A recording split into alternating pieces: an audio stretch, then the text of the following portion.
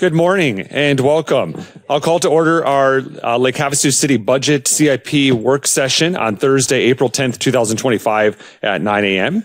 If you would please join me in the Pledge of Allegiance.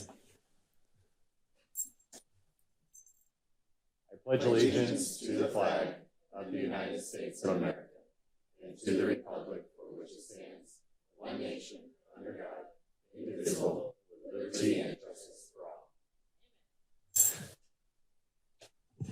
Thank you. Ms. Williams, if you please call the roll. Council members Nancy Campbell. Here. Jenny Koch. Jim Dolan. Here. David Diaz. Aloha. Cameron Moses. Here. Vice Mayor Michelle Lynn. Here. Mayor Kalshihi. Here. Thank you. Thank you. And Councilmember Koch will be joining us shortly. She just is a few minutes late, so we can just have the record reflect that.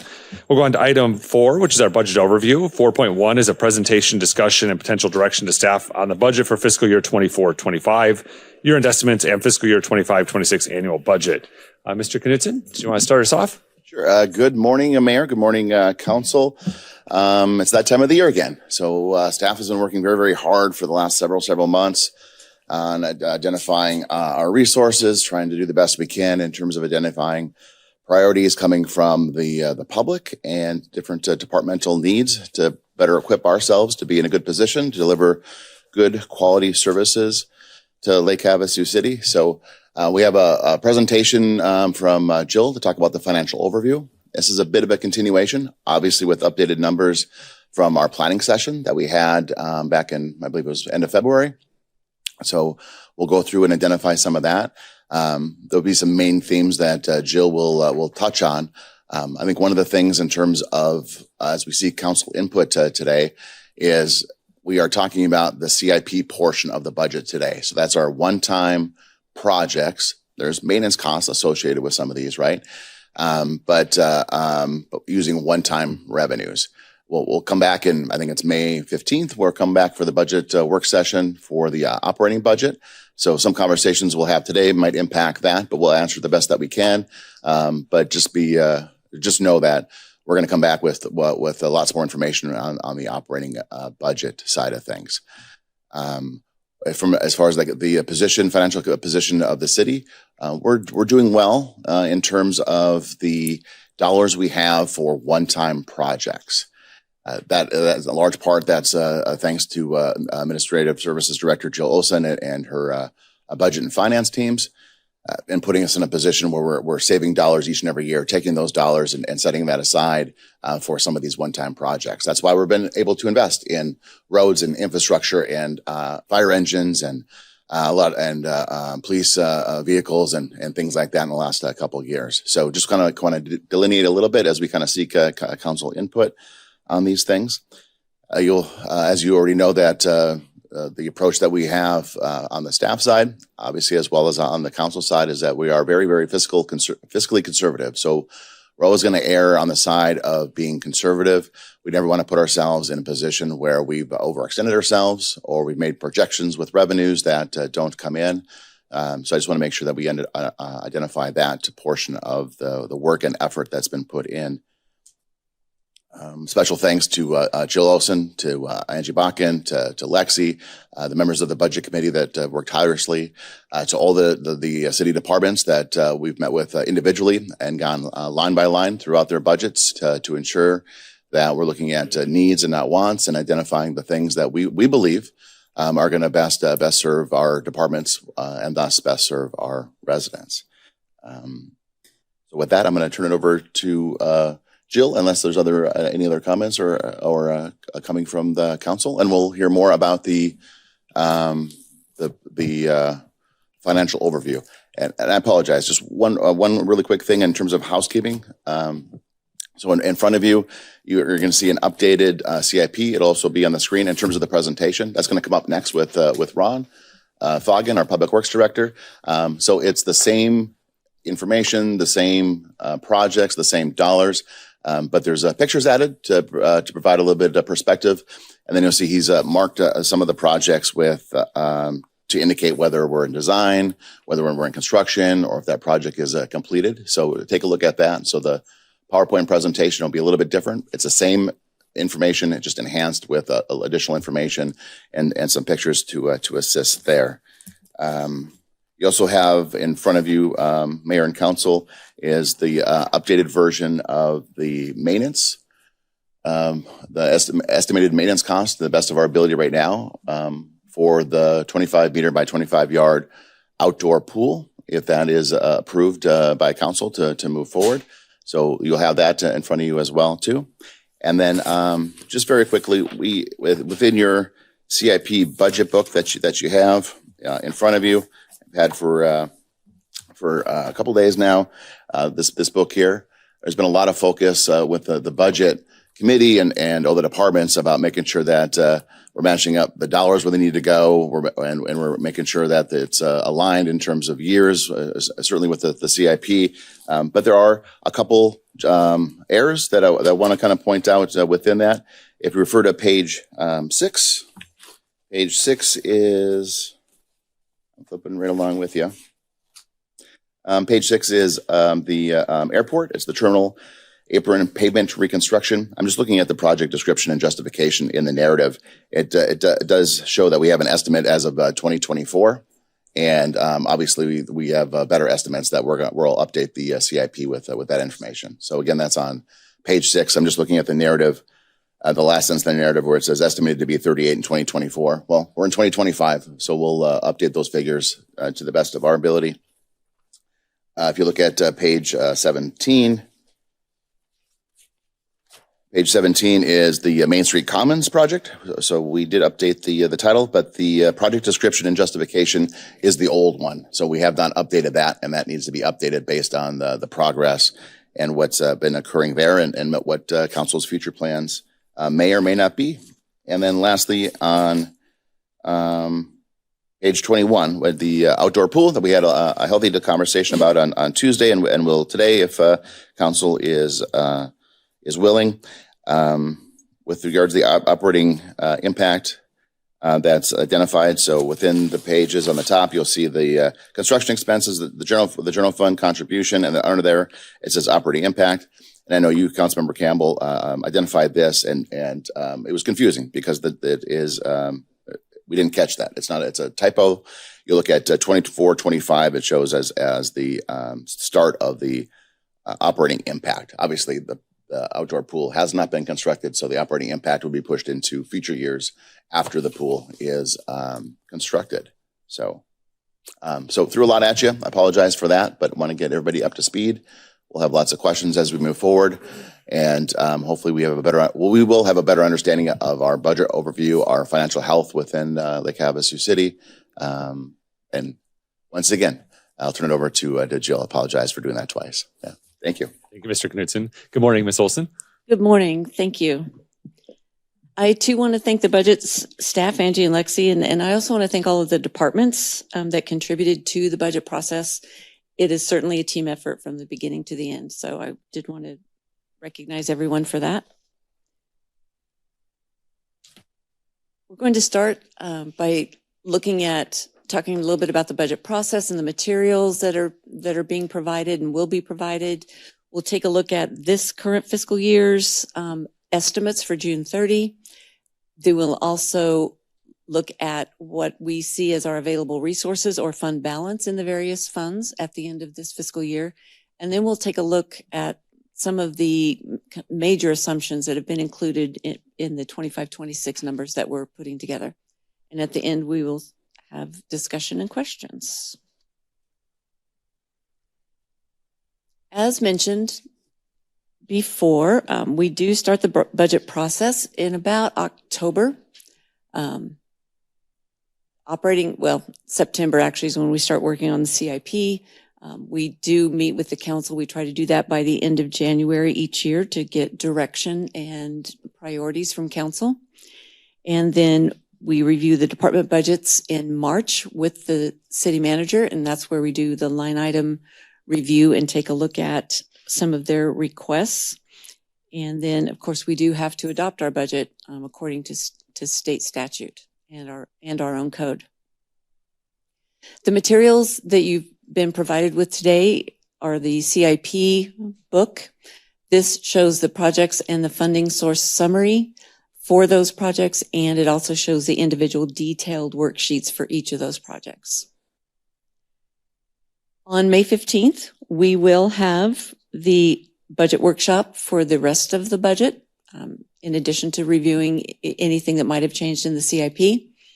That'll include the 5-year financial projections that you're used to seeing. We'll highlight some revenue and expenditure items, and we'll take a look at the departmental budgets as well. The adoption of the tentative budget and the CIP will occur on June 10th. Final budget adoption is scheduled for June 24th, and then we will adopt the property taxes, or you will, on July 8th. That's the schedule so far. So we'll start with looking at the current fiscal year that we're in, since we take a look at what we think we might bring in by June 30 and what our expenditures are going to be, and we use that, less any one-time items on the revenue or expenditure side, to kind of set our base for doing some of the projections. This first table is comparing budget to actual. You'll see the funds listed down the left-hand side, and across the top, you'll see the budgeted revenues compared to the actual revenues that are being estimated as of June 30. The third column over is the budgeted expenses compared to the last column of estimated actual expenses. So for the general fund revenue, you'll see that the revenue is just slightly higher in general fund. However, the budgeted grants in the general fund were greater than the actual grants we received. However, all of the other revenues combined were about $2 million more than what we budgeted. So we actually did a little better in the general fund than what this reflects due to the amount of grants that we had put in the budget column. On the general fund expenditure side, you'll see quite a difference between estimated actual and the budget. And the estimated actual reflects the vacancy savings that we are attributing to the attrition in the various departments. Council is aware of the recruitment challenges that we've had in various positions, and the savings is reflected there. In addition, we did have less grant expenditures than we anticipated, just as we would have less, when we have less grant revenue, we typically have less grant expenditures. And then there are some capital carry forwards. And as a reminder, carry forward is an amount that is used to reflect those items that are not spent by June 30. So if we have not received a service or supply or equipment item as of June 30, we cannot budget it for that fiscal year as of June 30. If it's received in the following fiscal year, it has to be booked there or posted there. So those items that we have to our best estimates determined will not be received by June 30 have been carried forward into the next fiscal year. So moving down kind of under the special revenue funds, we've got the Highway User Revenue Fund, which we refer to as HERF, and flood control. The major difference on the HERF revenues are that the anticipated grants that we thought we might get were not received, and investment earnings did a little better than anticipated as well. For the expenditure side, for HERF and flood control, for HERF, the street projects, many of those have been delayed to the following year, even though we have a lot that are being accomplished.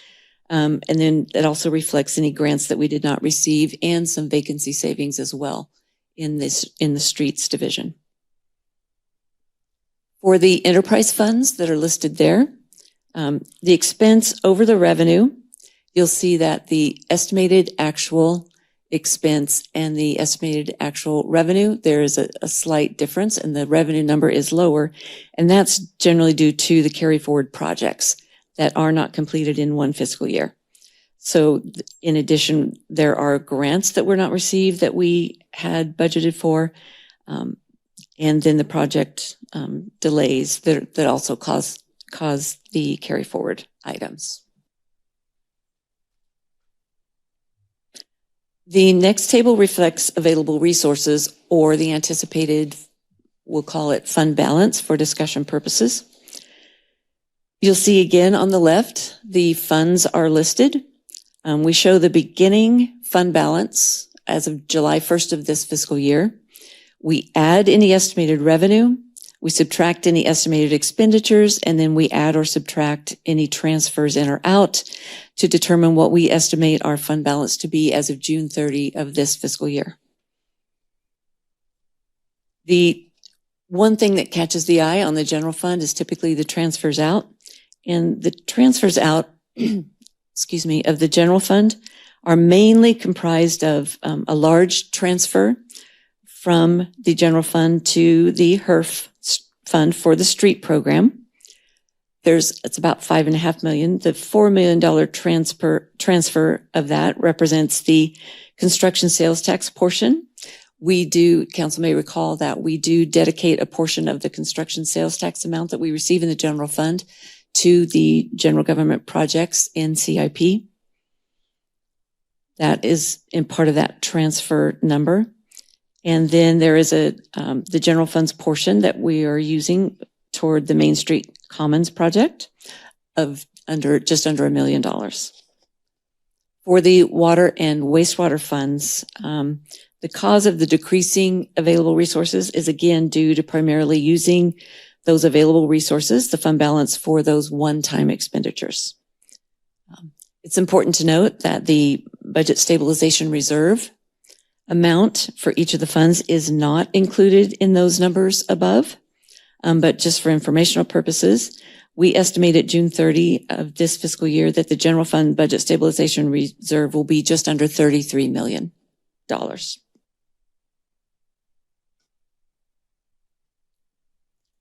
So now we'll take a look at some of the assumptions that are being taken into consideration as we estimate for the 25-26 fiscal year.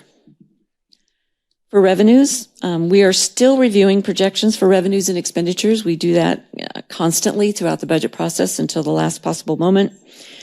We anticipate some cost savings as we monitor the expenditures. Any revenue adjustments, particularly in sales tax, will be factored in as we receive additional information.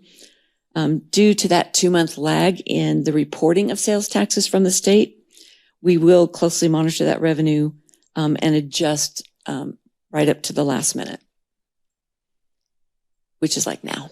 So, for Angie's benefit. So, projections for revenues have been adjusted to reflect more accurate projections based upon the actual activity for the current year.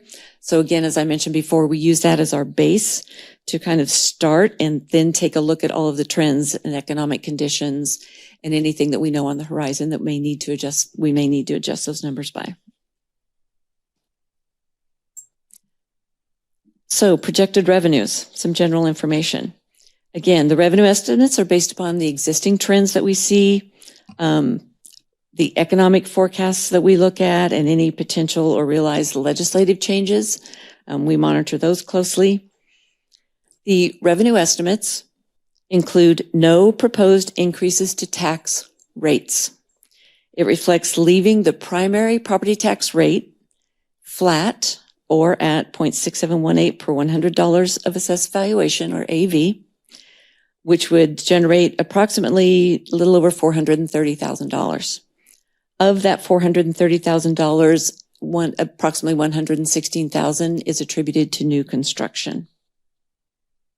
In addition, we have included in the revenue projections the revenue that we now receive for the emergency medical services revenue from the ambulance transports. So that has been included in the numbers. And then on the water and wastewater funds, we continue to monitor those revenues closely just to make sure we're tracking with how the increases were projected, to make sure that we are actually receiving the amount of revenues that we had anticipated based upon the assumptions made during the study. We do have one improvement district number 2 for the London Bridge Plaza. The expenditures that are covered there are for utilities and mainly the landscaping contract. It's important to note that we're we're proposing to leave the rate flat. It'll generate approximately $18,275. There's been no request from the district property owners or by staff to increase that or change that. But it is important to note that the FY26 expenses are estimated to exceed the revenues by just a little over $1,500. So not a huge number, but it'll depend on how utilities come in for the most part. But we do have a fund balance at the beginning of this fiscal year of just over $12,000. So we're more than able to absorb that excess of $1,500 in our estimates at this time. On the expenditure side, after we take a look at those revenues, we then take a look, we now know what funds are available for utilizing and providing our services. And then we look to our existing service levels and any directives that council has made in order to determine our expenditures. So we're going to walk through some of the variances and the assumptions regarding those expenditure estimates. The details of these will be provided to council at the May work session. So just as an overview related to the expenditure projections right now, some of the adjustments that are being taken into consideration. Though not complete, the current estimate to implement the results of the class and comp study is probably just around or just under $2 million, around between 1.9 million and $2 million. So we have included that in our estimates. We have included any step or wage adjustments that might occur throughout the year on a employee by employee basis. We have reflected any changes to retirement rates in the Arizona State Retirement System, as well as the Public Safety Personnel Retirement System. For ASRS, that we had just a slight decrease from 12.27% to 12%. So slight decrease there. For PSPRS, we did have fire has a slight decrease of approximately 3% overall on the average. They do have a range depending on which tier the employees are in. And then for police, there's about a 3% increase in their average for their PSPRS rate. We've also included the health insurance rate increase of approximately, on average, about 5%. Any increases that we've been able to identify where we've had consistent higher levels of costs, we've included those costs at the higher level, especially like for utilities and some of the chemicals and other materials for which we have little control. And then we also have estimated salary savings due to vacancies throughout the year. We know there will be some, so we do budget an amount. In the general fund, we budget about $800,000 for the year for any vacancy savings. We try not to overestimate, just to be conservative, as we mentioned before. We have included some of these supplemental requests. Supplemental requests are after the base budget of each department is determined, we take a look at the line item budgets. We back out any one-time items in those line items. We look at each line item carefully, make sure that it's only, that we have the basics in there. And then any requests that the department may have outside of what's included in those line items, they put forward as a supplemental request. We did receive for all funds nearly $21 million worth of requests. 13 million of those were general fund requests, and most, I need to say, are for one-time expenditures, not ongoing. The amount that has been tentatively approved in looking at those requests for the general fund, about $10.1 million, vast majority of which is one-time expenditures. Highway User Revenue Fund, just under $500,000. For the Water Fund, almost $3 million. And for wastewater, just under $2 million. Again, as we do each year, the general fund contingency in the amount of $1 million has been included as a budgeted item as well. And that concludes my presentation. We'll be happy to answer questions. Thank you, Ms. Olson. Are there questions or comments from members of the council? Yeah, start with Councilmember Moses. Yeah, thank you, Mayor. On one of your earlier slides, you were looking at the wastewater and water, both the revenues and expenses. The revenue projections looked pretty good. Like we got pretty close, but the actual expenditures were quite a bit less. Do we have is it going to be a carryover situation, or is these Yes. just things we haven't gotten to yet? Those are mainly CIP projects that will need to be all or partially carried forward. Okay. I'm like, so is it cheaper to run our system or than we thought or not? But No, the timing just didn't work out as we'd hoped. okay. And then this wasn't exactly part of your presentation, but I'm looking at our capital improvement book. Is this an appropriate? No? Oh, yeah. Okay. The next item, we'll get an overview of that, and then we go through the book. And Okay. yes, Then I think that was all I needed clarification on. Thank you, Mayor. thank you, Councilmember Moses. Are there any additional questions or comments on the financial overview? So I would like just to have a quick discussion to make sure. So some of everything in this budget is going to be predicated on keeping the property tax rate flat as proposed. Is that what the council is interested in doing? Okay, so everyone's comfortable. It looks like by nod of head, everyone's good with that. Councilmember Diaz, you're comfortable keeping the property tax rate flat? Yes, and I do have a couple of brief questions for Jill. Yeah, please. Yeah. You mentioned the health insurance rate increase. Have we been notified by our health insurance provider what an exact dollar, a percentage increase that they're going to raise, or is that just a guesstimate? We have been provided those numbers, but it varies kind of depending on which coverage each employee has. So we actually put that into our numbers kind of more closely aligned with what the employees cost. So it has been included at the actual rate, but on the average it was 5%. Okay. And then the other question I have is, you mentioned salary savings due to vacancies, but that's going to dissipate once we backfill those vacancies, correct? I mean, that's not going to be saved all throughout the year unless we don't fill those vacancies. Correct. What we've done is we've gone back and we've looked at, even in normal circumstances or in normal times where we're not even having recruitment challenges, we typically still have vacancy savings. And that 800,000 is more predicated on our average, kind of what we anticipate in savings, even under normal recruitment conditions. Okay, thank you. Right. Are there any other questions or comments before we move on to the next topic? All right. Thank you, Ms. Olson.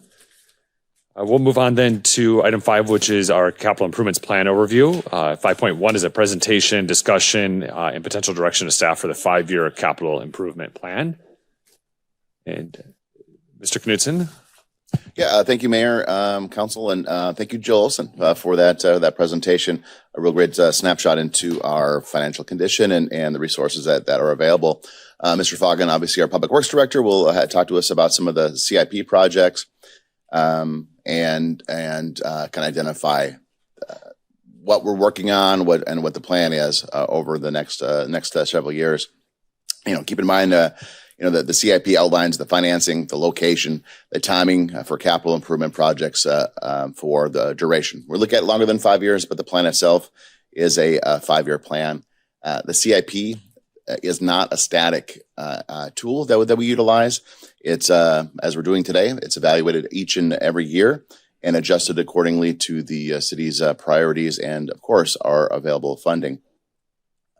We'll identify a little bit in terms of each project, but keep in mind that I think there's a list of within your CIP book of 15 plus different funding sources that are identified through the CIP.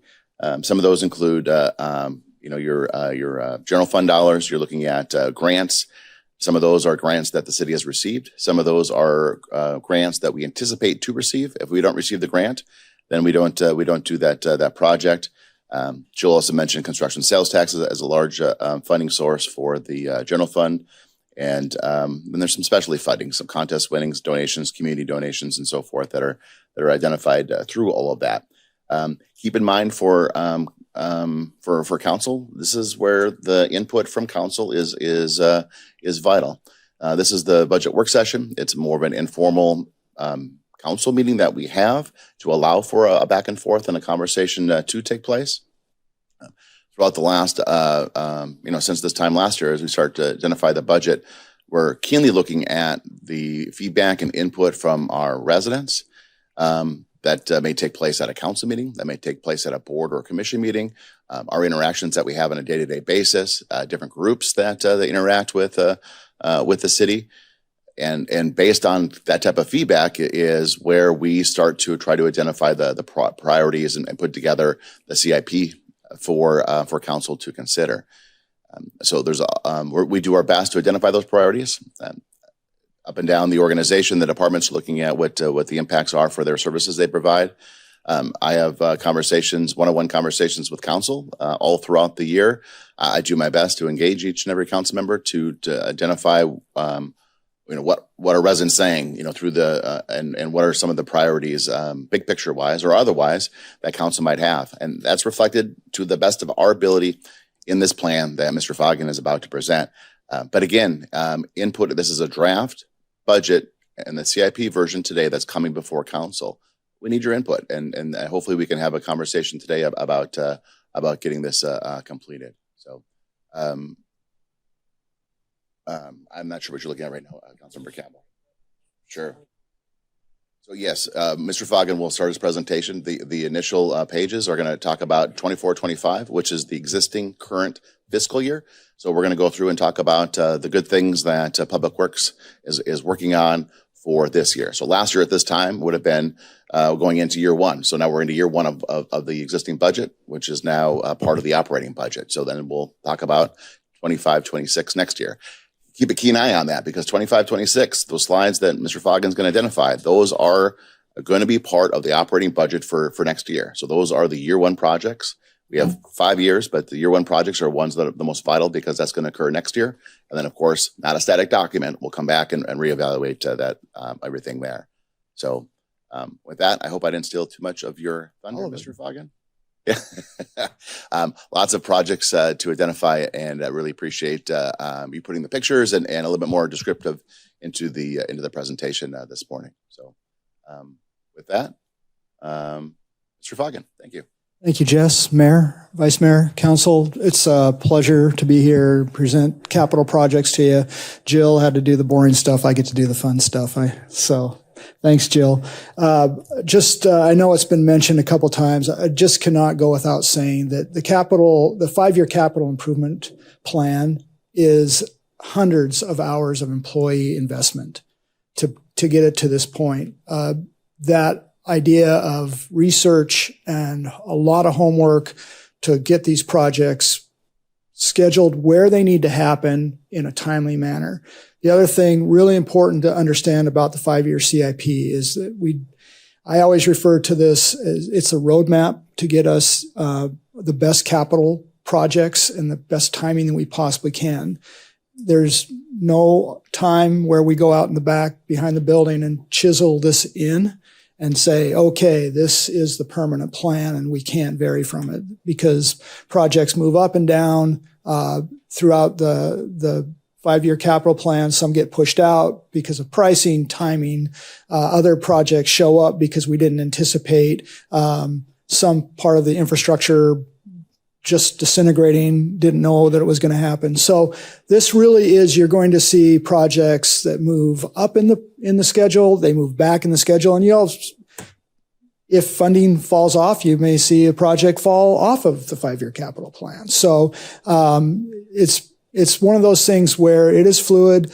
We are watching this very closely. We spent a lot of time. There is some crystal, when you get out to years 4 or 5, there's some crystal ball gazing, and you hope that you're getting it right. But we're really trying to spread those capital projects across a full 5-year. And frankly, it doesn't stop at just 5 years. We're presenting 5 years.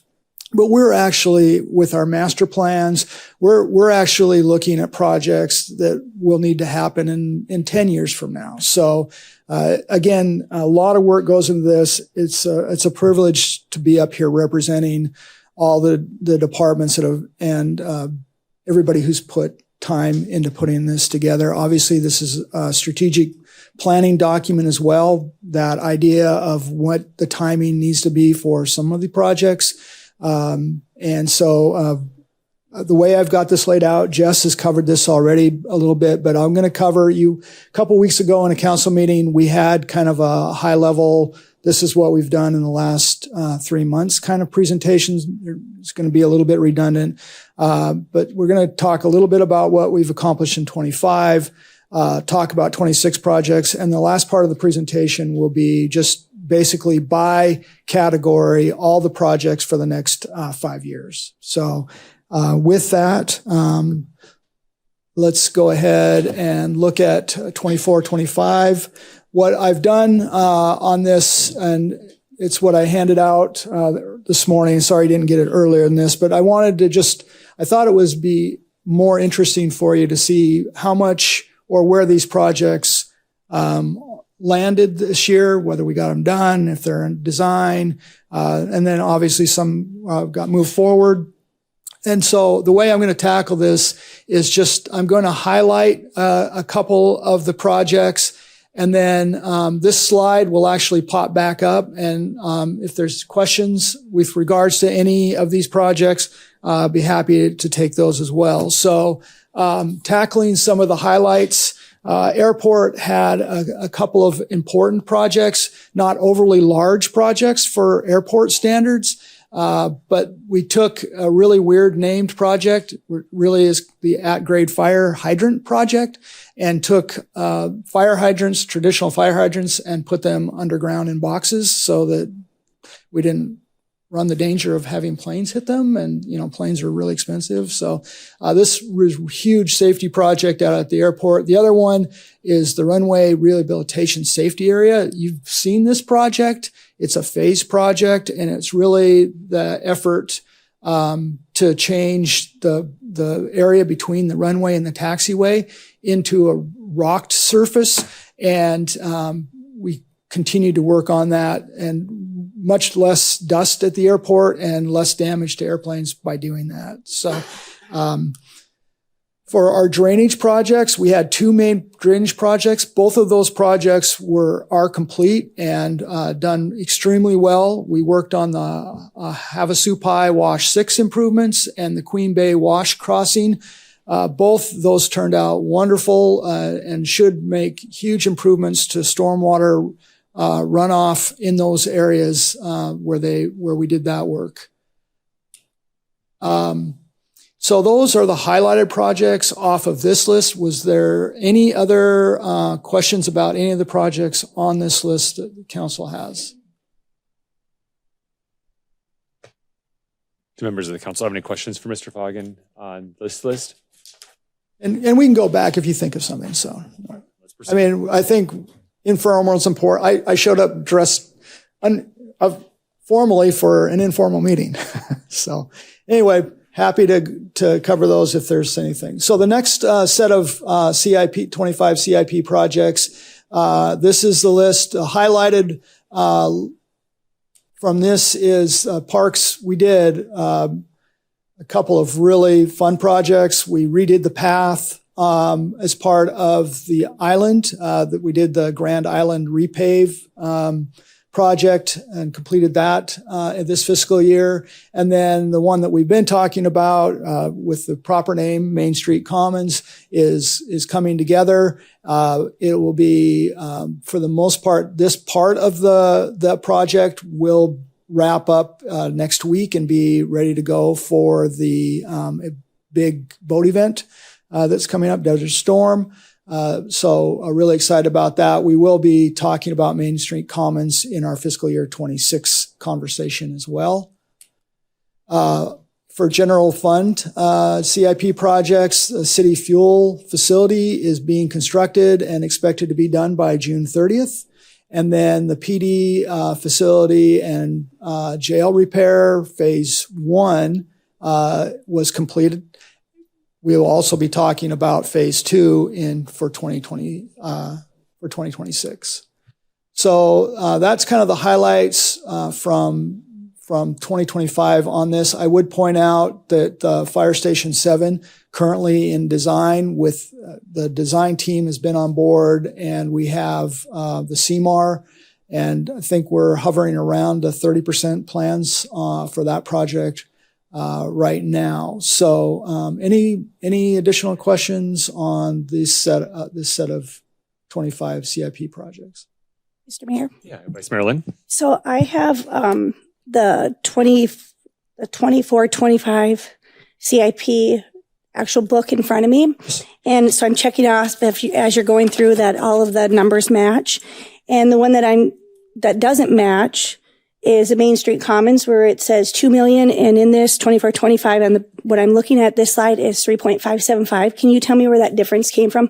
All the other ones match exactly from last year. That one does not match. It's the only one. I will let Jill answer that question because I don't have that book in front of me to be able to reference. So if Jill can help me out. We are looking right now.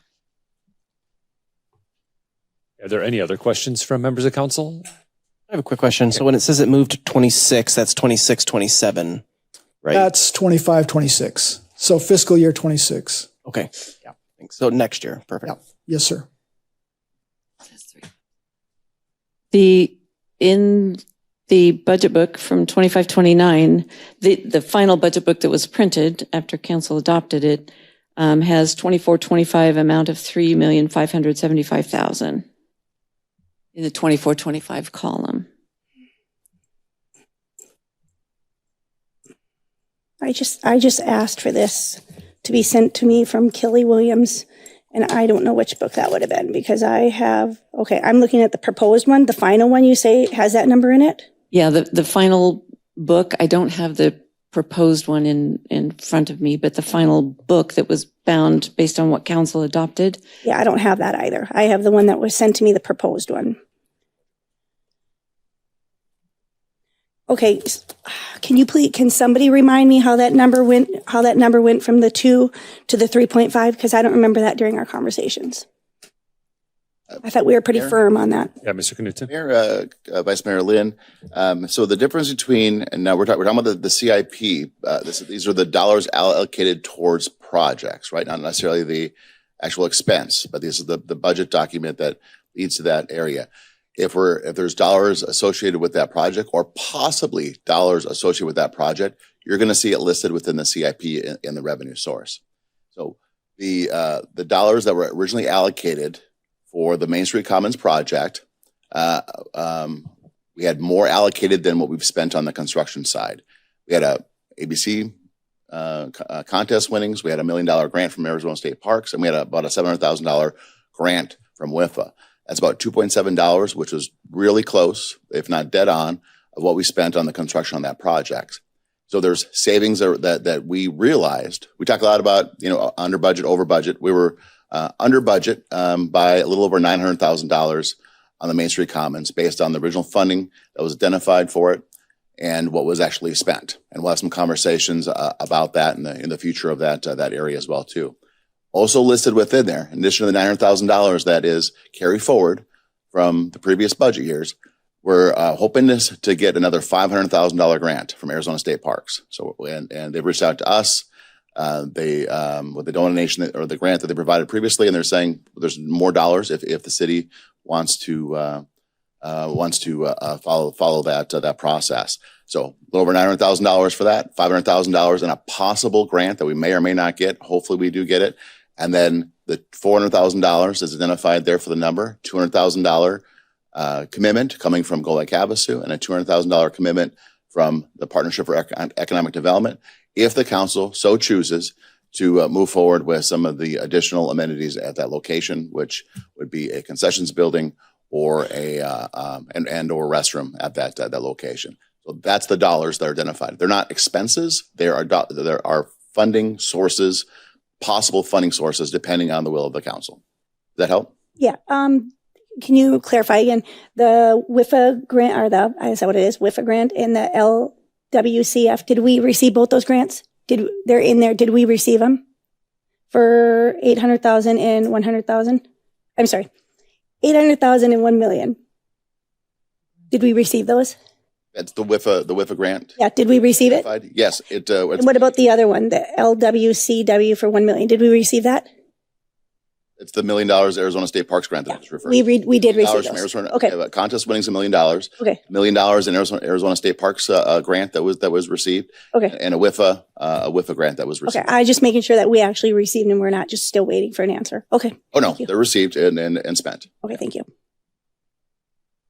All right. Are there any, Councilmember Moses? Yeah, we're kind of close to my original question. Was about the funding for the CIP. So I'm looking at the 25-26 number for general fund funding. It's like page 4-3 in the book, in the very beginning.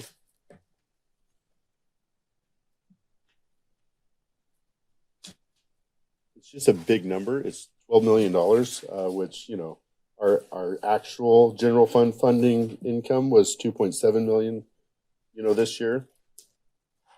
How are we projecting such a big number for next year? And even the year after that, 26-27 is a bigger number as well. You see what I'm talking about? Yeah. So where Councilmember Moses is on the end of the summary, it's the grade in area where it says funding. There's the general fund, is it what, the sixth one down, I believe? It's number 6, exactly. Yeah. And then if you look over to the 25-26, it's 12,085,000. That's the number of all. It's just a big departure from what we usually do. And I like to make sure our funding projections are accurate. I think that's one of the most important parts. A lot of that number is carried forward of general fund money that's not going to be spent by June 30. So we've carried it forward to 25-26. Over stuff. Mm-hmm. And then 26-27, is that inflated because you anticipate carry forward as well? That's the fund balance. That's about the amount we transfer $4 million in for construction sales tax. And so any additional transfers, that's the total general fund funding that we would anticipate. If I may. So at $1 million, it's 4.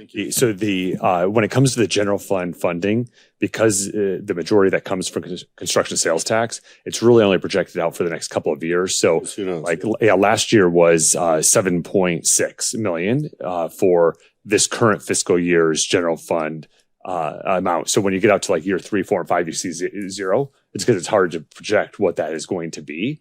But every project in here it has some sort of funding source. And so as Mr. Knudsen mentioned, Mr. Vaga mentioned, this is a fluid document. So really we're looking at a 5-year outlook, but year 1 and 2 are the years that we're focused on actually completing. So yes. So just because it does look weird if you look across the year 3, 4, 5, there's 0, but it generally is, like I said, last year was 7.6. And then this year is at that 12 million. I'm sorry, I don't see the 7.6. That was last year's. I have last year's. Okay. Okay. Gotcha. Yeah. Just to compare. Mayor, Councilmember Moses, and Jill, if you have additional input, but also when we talk about dollars that come from the general fund, unencumbered funds, so the investment the council's made over the last several years into our roads and our infrastructure, you're going to see that as a source going into the CIP as well too. One time movement into the CIP for specific projects. Is that a good way to describe it, Jill, or do you want to add to that? If we focus on that 26-27 number, the biggest part of that number, that 4.6 million, is the fire station money. So you'll see Fire Station 7 listed under that year, and that's a large part of that general fund total for that specific year.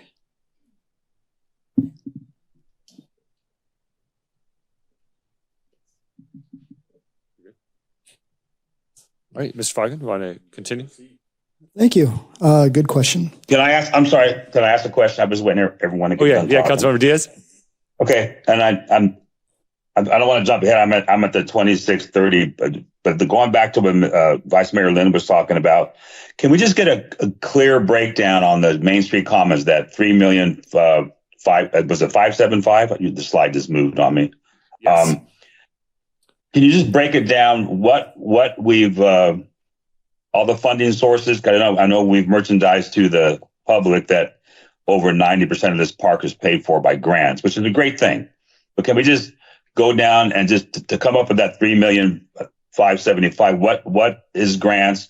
What grants have already been received and what we're projecting, so we have a clear idea? Because you look at the 2630 plan and it's, I don't even know why it's under general government. It's not under the parks tab. It's under general government. Main Street Commons it's almost $5 million we're talking about. It's like 4,675,000. So right now, I'm not talking about that. The 3,575,000.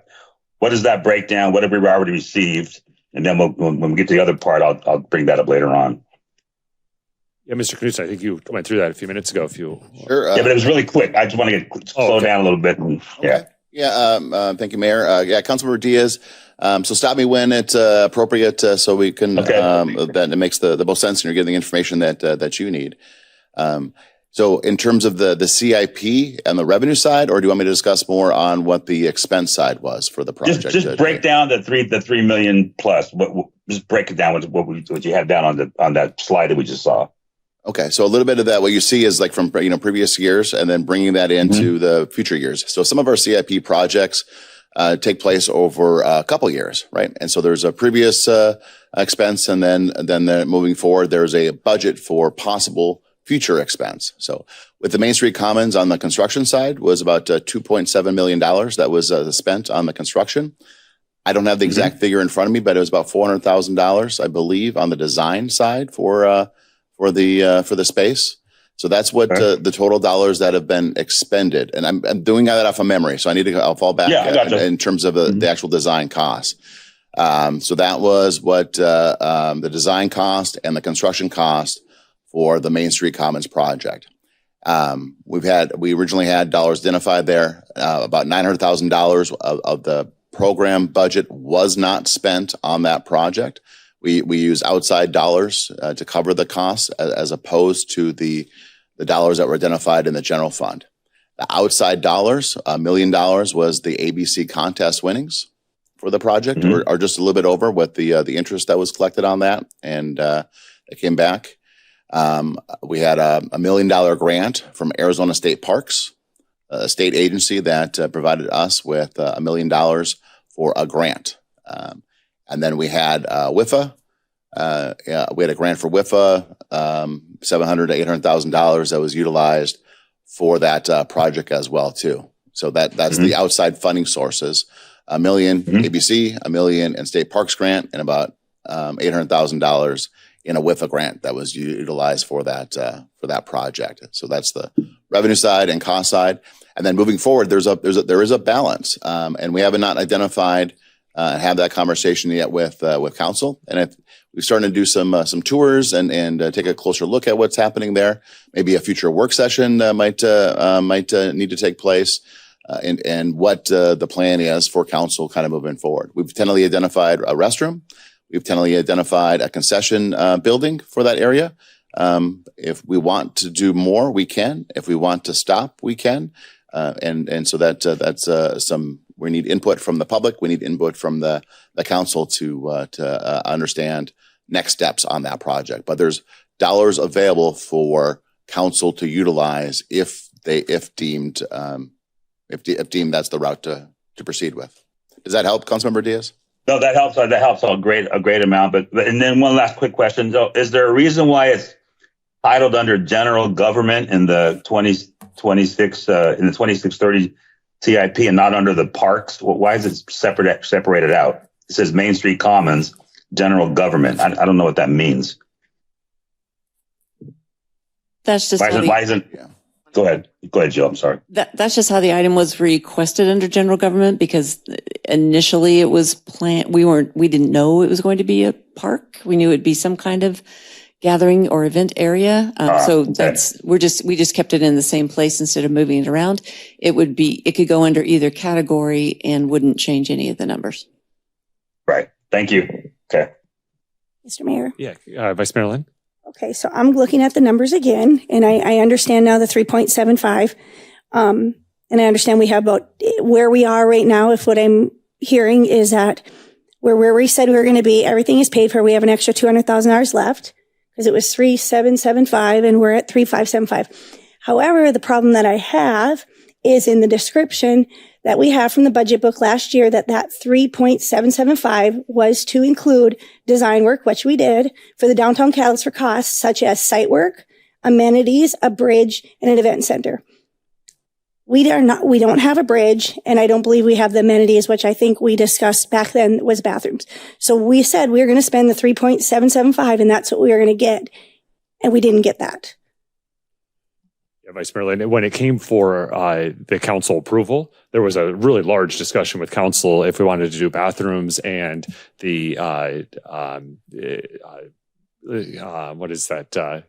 The stand, the concession stand area with a little bit of a storage area. There was also discussion about the bridge and the location of the bridge. And at the end of the day, what council approved was what we have today. So I believe Mr. Knudsen mentioned at the beginning of today that the exact same description in today's book as well. So what we have is what the council approved for the development of that.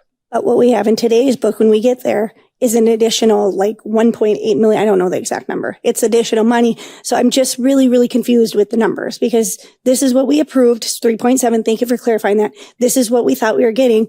Now we're coming and going to ask the council for more money today to finish these things that should have been in this description. Yeah, that money is in the budget, but we'll get there, and we'll go through all the detail when we get to that part of the conversation. Don't get ahead of me. I'll get there. Yeah, I mean, if I can, it's important clarification, Mayor and Vice Mayor Lynn. So the dollars identified for that project aren't earmarked for any use right now. There's flexibility for council to make some determinations. Obviously, staff can do the work and make recommendations if necessary, or pull together data or whatever that looks like.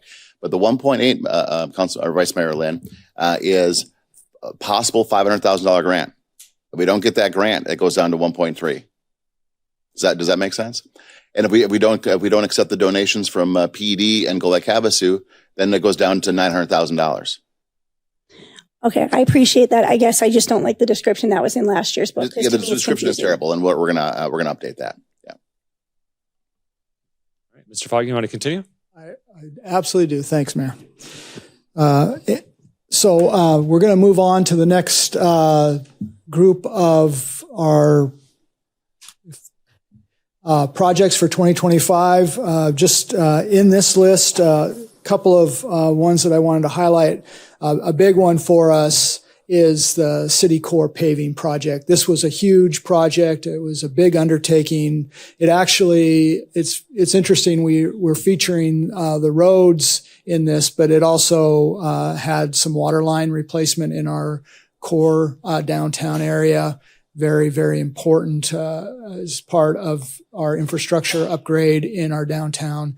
But really happy to have completed the City Core, and that was part of the effort that the council made a couple of years ago to free up more money for infrastructure improvement for roads. And so really appreciate the opportunity to work on that project. Wastewater CIP projects, two really important projects were completed this year. One actually was two projects in one, is the Vados Well design and expansion. Absolutely happy to have completed Vados Wells 8 and 9. Those are extremely important for taking our effluent and being able to inject that back into the aquifer. And that helps us take care of the effluent that has to be managed. It can be very difficult at times. Having more than 500,000 gallons of capacity to put effluent is huge for us. The other one was the Mulberry Treatment Plant aeration basin. Reconstructing the wall of the aeration basin was a huge cost savings, and being able to get that done extended the life of the aeration basin. Two really, really important projects for wastewater. The other one that I want to highlight that's in design is our north end wastewater system expansion. This project is a multi-year, multi-phase project, ultimately looking at about over, 5, 7, 10 years, depending on how development happens and projects line up, is ultimately $11 million project that we've kicked off with the design. And that is going to be important for being able to improve the system and add capacity in the north end of the city. Obviously, we have a growth opportunity. That's probably where most, if not all, major growth is going to occur. And so having that project kick off and design was really, really important to get started. So with that, I believe that is my highlights from the 2025. Mayor, if there's any questions with regards to any of these capital projects, happy to take those. Thank you, Mr. Foggin.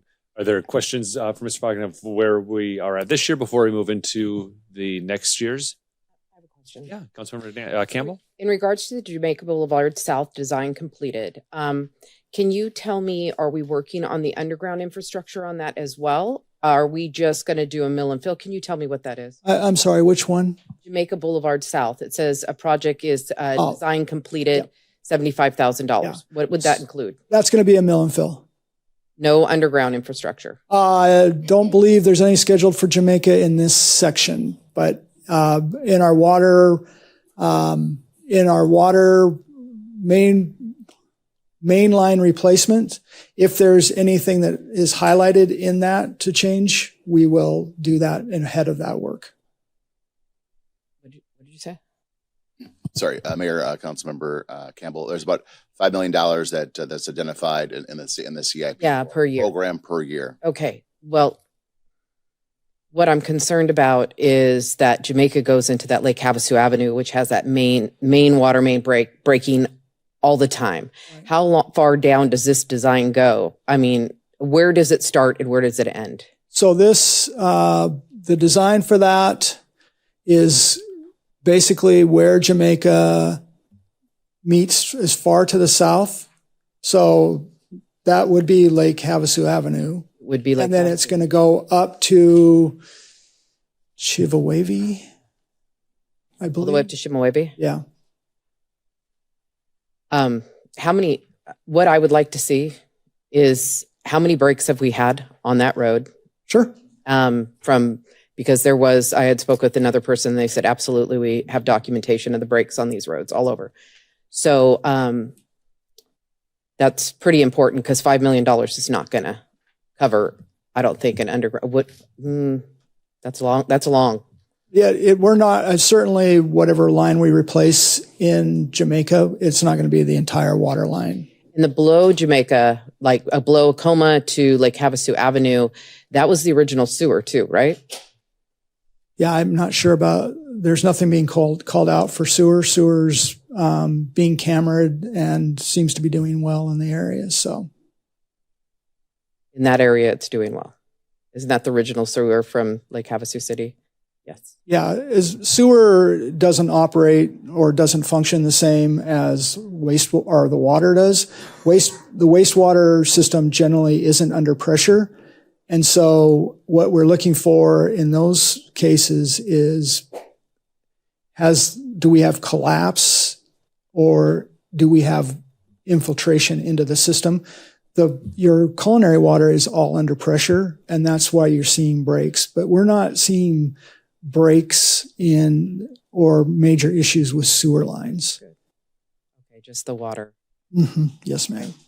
I mean, there's been a couple of breaks, but those are all in our force main, and that's wastewater under pressure. And so we're getting a water overview, like a general plan.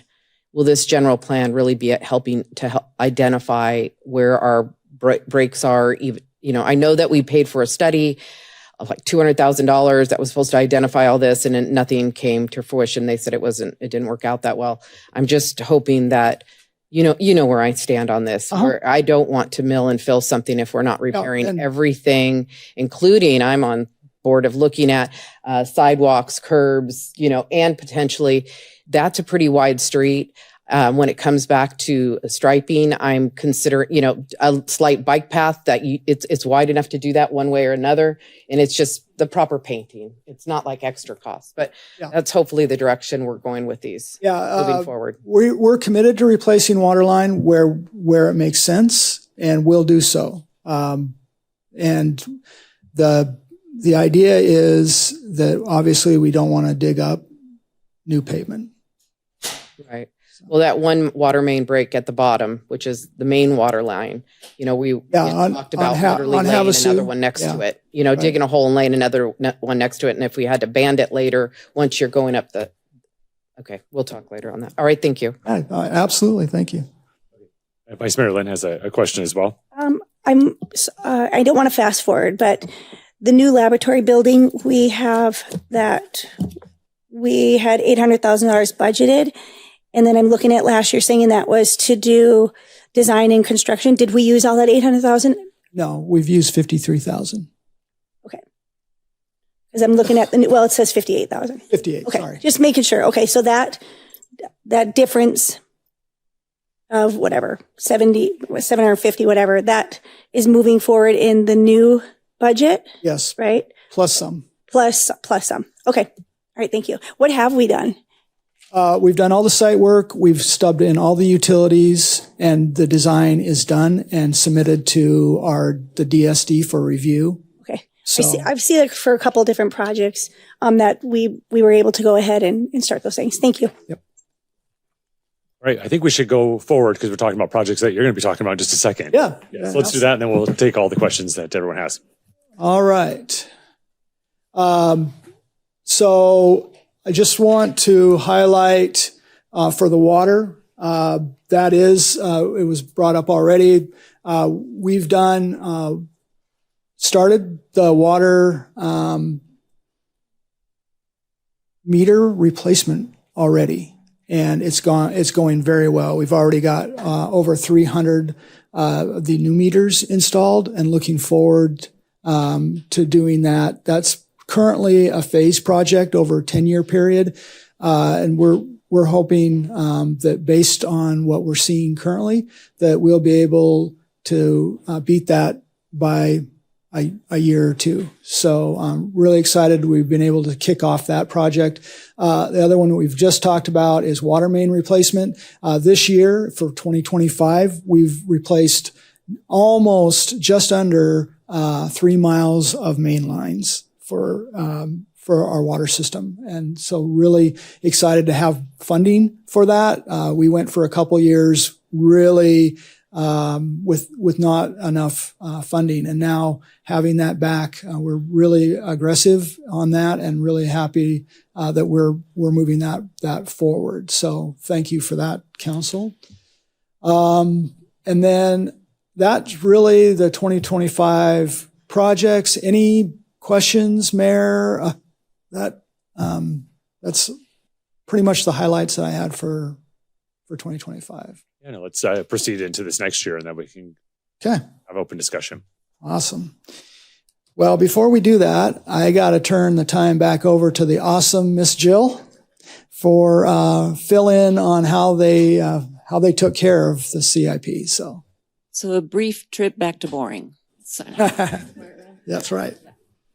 we touched on this a little bit in some of the previous discussion, but we did bring you a balanced and fully funded 5-year CI plan, but things, of course, can be moved around within that. Construction sales tax, again, is dedicated funding source for general government projects, generally between $3 and $4 million a year. The vehicle license tax, which is 20%, we take 20% of that as the general fund dedicated funding source for specifically for street projects, which is about $1 million a year. So overall, over the next 5 years, we have programmed before you $175.5 million, which is an investment in the community over that time frame. And again, no debt is planned in this 5 years to accomplish any of the projects. This is just a reflection of a breakdown of the 5-year CIP by the type of city service. You'll see that nearly half of the CIP is used for water and wastewater improvements. Drainage projects, of course, are improvements to our washes and drains funded by our share of the flood control district dollars. Grant funding is a large source, mostly because of the proposed airport grants, but also includes other potential grant funding. And then streets and HERF is a relatively small piece of this pie because of the funding received from the state really being only sufficient for ongoing expenses and projects in the operating budget. There's really no HERF funds available other than what's in fund balance for street projects. And then finally, this is just a look at it, the breakdown by funding source. And you can, this is just to show it as a bar graph, but you'll also see that breakdown by dollars in your funding summary within your CIP book. And with that, I'll turn it back to Ron. Yeah, you got Councilmember Campbell. One question. You said the vehicle license tax. I always thought that was part of HERF. I thought that that's the state always considered vehicle license tax and gas tax all combined together to be able to pay for our roads. You say we don't use that for roads, only 20%. Is that what I heard? Yes, the vehicle license tax goes into the general fund and then 20% is transferred into it for CIP street projects. Because I would assume that vehicle license tax is probably almost as close as our gas tax. Is it true? I mean, am I correct on that? Yes. So then why aren't we putting all of that into the roads? I mean, obviously we have been transferring a lot of money from the general funds, but to make it an actual source, because I'm out there representing that our HERF funding is only $6 million. And I'm hearing, I assumed it was licensing and also gas tax. And now I'm being told that number that I'm representing on our city is not correct. And I don't like to be wrong. I don't want them to come back and go, Nancy, you're completely inaccurate. You do get your license tax as well for your roads. Why aren't we using our vehicle license tax for roads? Mr. Knudsen. Mayor, Councilmember Campbell. So historically, any cities and towns are not, there's no requirement to utilize those for HERF projects or road projects.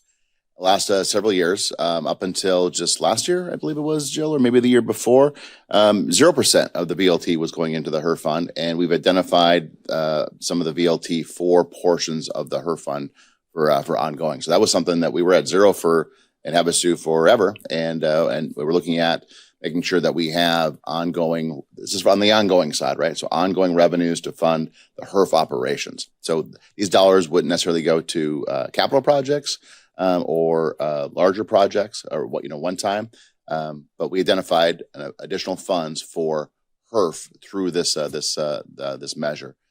We can take a look at that a little closer. There's a ripple effect in terms of taking general fund dollars, ongoing dollars, and having impacts, but it was something that's not a requirement, something we didn't do previously, but we just started doing the last couple of years as a commitment for the infrastructure for Lake Havasu City. Well, that is very concerning to me because ADOT represents that you are getting plenty of funding. I think if we had almost $20 million a year in roads, which is actually the funding that was supposed to be allocated, every place I go to and everybody I talk to, including ADOT, says your vehicle license and your gas tax needs to go into your roads and infrastructure, thus our expansions. This makes a lot of sense to me why we seem to be highly underfunded on roads and why we're having to supplement. So even when I was representing, hey, we put $17.5 million above and beyond her funding, I'm almost making a wrong statement. I'm misrepresenting our city that way. And that kind of bothers me a little bit because I absolutely sit through those meetings and they feel, I mean, at this point, I would probably say for roads, almost $20 million would be a substantial amount in an investment in our roads. And that's where the money was supposed to go. That's what I've been educated to find out. And now the government, you guys are taking that ADOT HERF money, not ADOT, but HERF funding and putting it into, you're putting HERF funding and Arizona license tax into, I feel like it's almost got swept. No wonder our roads look the way they do. That's my opinion. Sure. You might be categorizing that in my opinion, just because it's the roads are across all of Arizona. They're underfunded. So we're running through HERF funds. That's how we do the maintenance, the general maintenance of the roads. Plus we've been doing general fund transfers. But if this council wants to take a different source, prior to 5 years ago, maybe 6 years ago, we didn't have dedicated funding sources. So to give continuity and certainty to the city team as they're preparing long range budget plans, 20% of VLT and construction sales tax and the like for capital plans. Now that we've been able to do the water rates, now there's certainty in water and wastewater. All of those things didn't always exist. So if we want to now move the throttle based on where we're at today, but that's how we mapped it out based on prior budgets. So I don't know that we're misappropriating or misusing the monies. VLT is part of our budget. So if we take it from the general fund, then we have to make up those funds somewhere else for general fund. The general fund items that would. But when I go to the meetings, which I spend many, many hours at these meetings educating myself on all of it, ADOT and state transportation depends on, and they said our vehicle license tax is almost as much as our HERF funding, showing that HERF funding is depleting. It's not enough. We're right. But even though the state adds both of those and gives all that money to ADOT to run and facilitate our roads, and our roads are still failing. But in Lake Havasu City, I've always thought this was crazy that Lake Havasu City roads look so bad because we have per capita, we are the largest, have more garages than any other city. The number was mind blowing. It was like 40. The number I can't remember. Somebody was telling me how far above storage units and garages that we have. What is inside of all of those is vehicles and vehicles and vehicles, tons and tons of vehicles. So to me, I could never understand between our fuel tax and our vehicle tax, license tax, how our roads look so bad. And here we go. This is it. The whole concept in my mind all this time, when we're only taking 20% of all those vehicle license tax. And the reason why they give you extra money for vehicle license tax is so that you could, obviously the more vehicles are on the road, the more the roads are being used.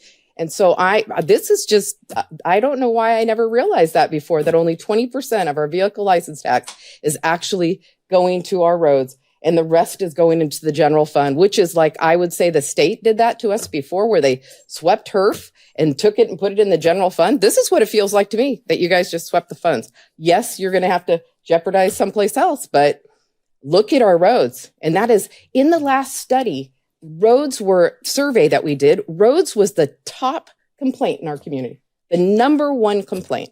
And I'm over here asking to do redirect to do early pavement preservation. Well, we'll get 15 more years out of our roads. I'm asking to do, put the infrastructure in place so they don't break and cost us emergency brakes. And in the meantime, I feel that the license tax has been swept. So that's just my opinion. Yeah, no, that's fair.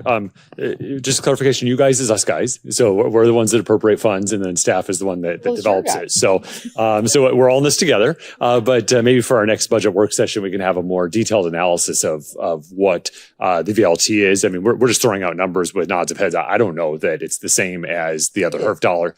I'm not going to take your word. I'd like to see it in writing. What are the funds, and what's the difference between VLT and what's the difference between the traditional HERF? It's not the state giving us money. It's returning our money that we've already paid. And it also, if we could have that breakout and then how much general fund appropriation we put in the last couple of years, then we'll be able to see where that's at, to see if that really is a consideration. But we can talk about that in our next budget work session when everyone's prepared with that data.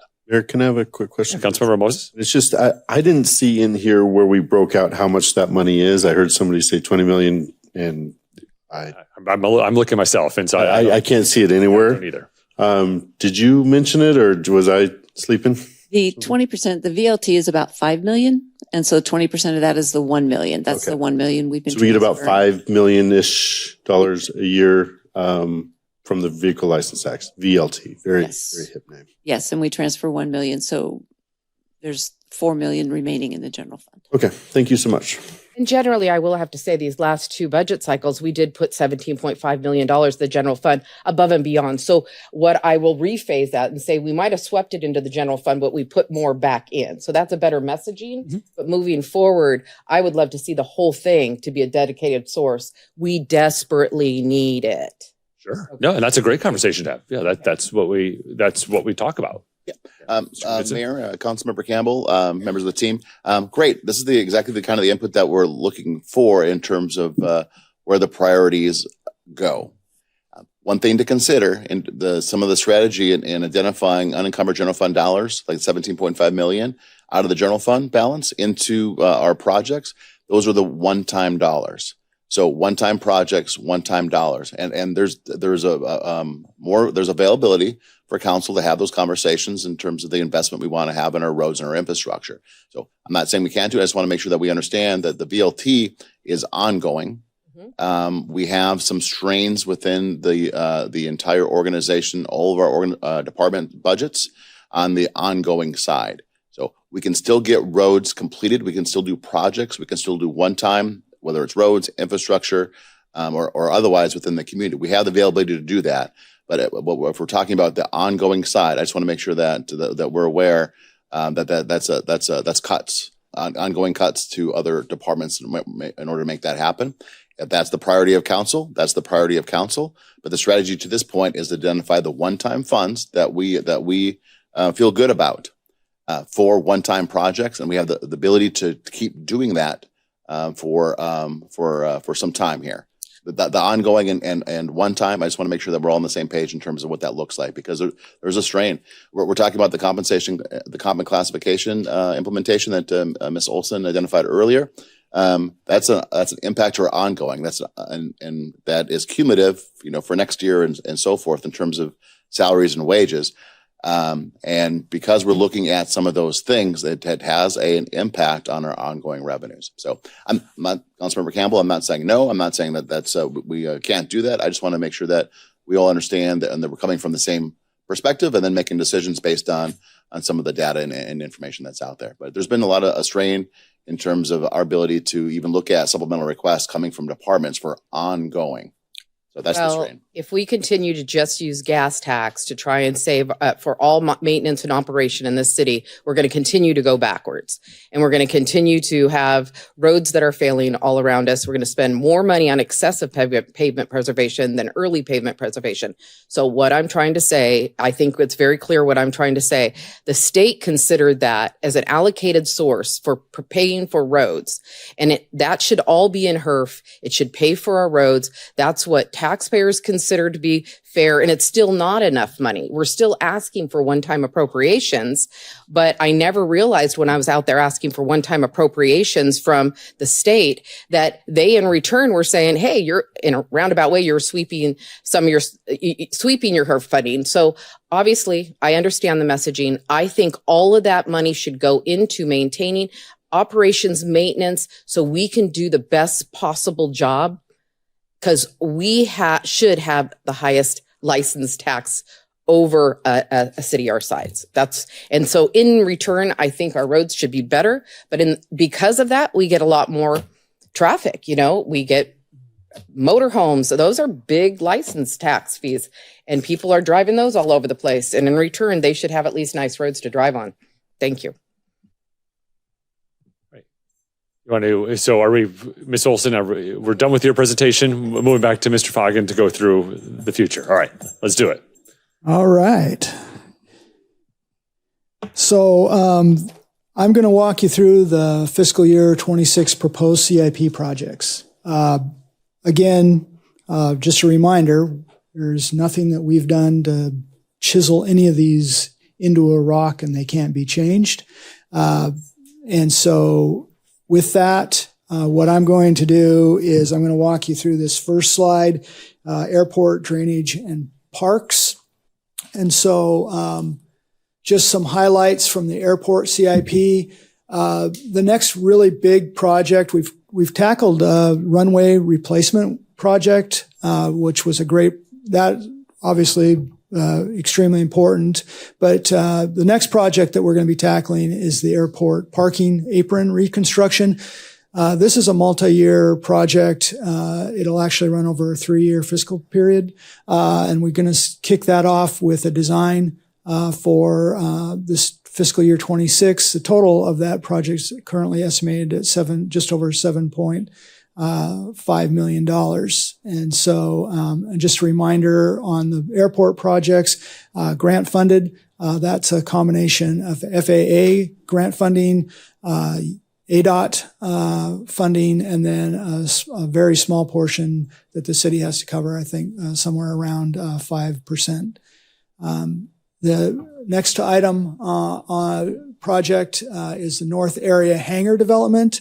This project is an effort to add more hangar space.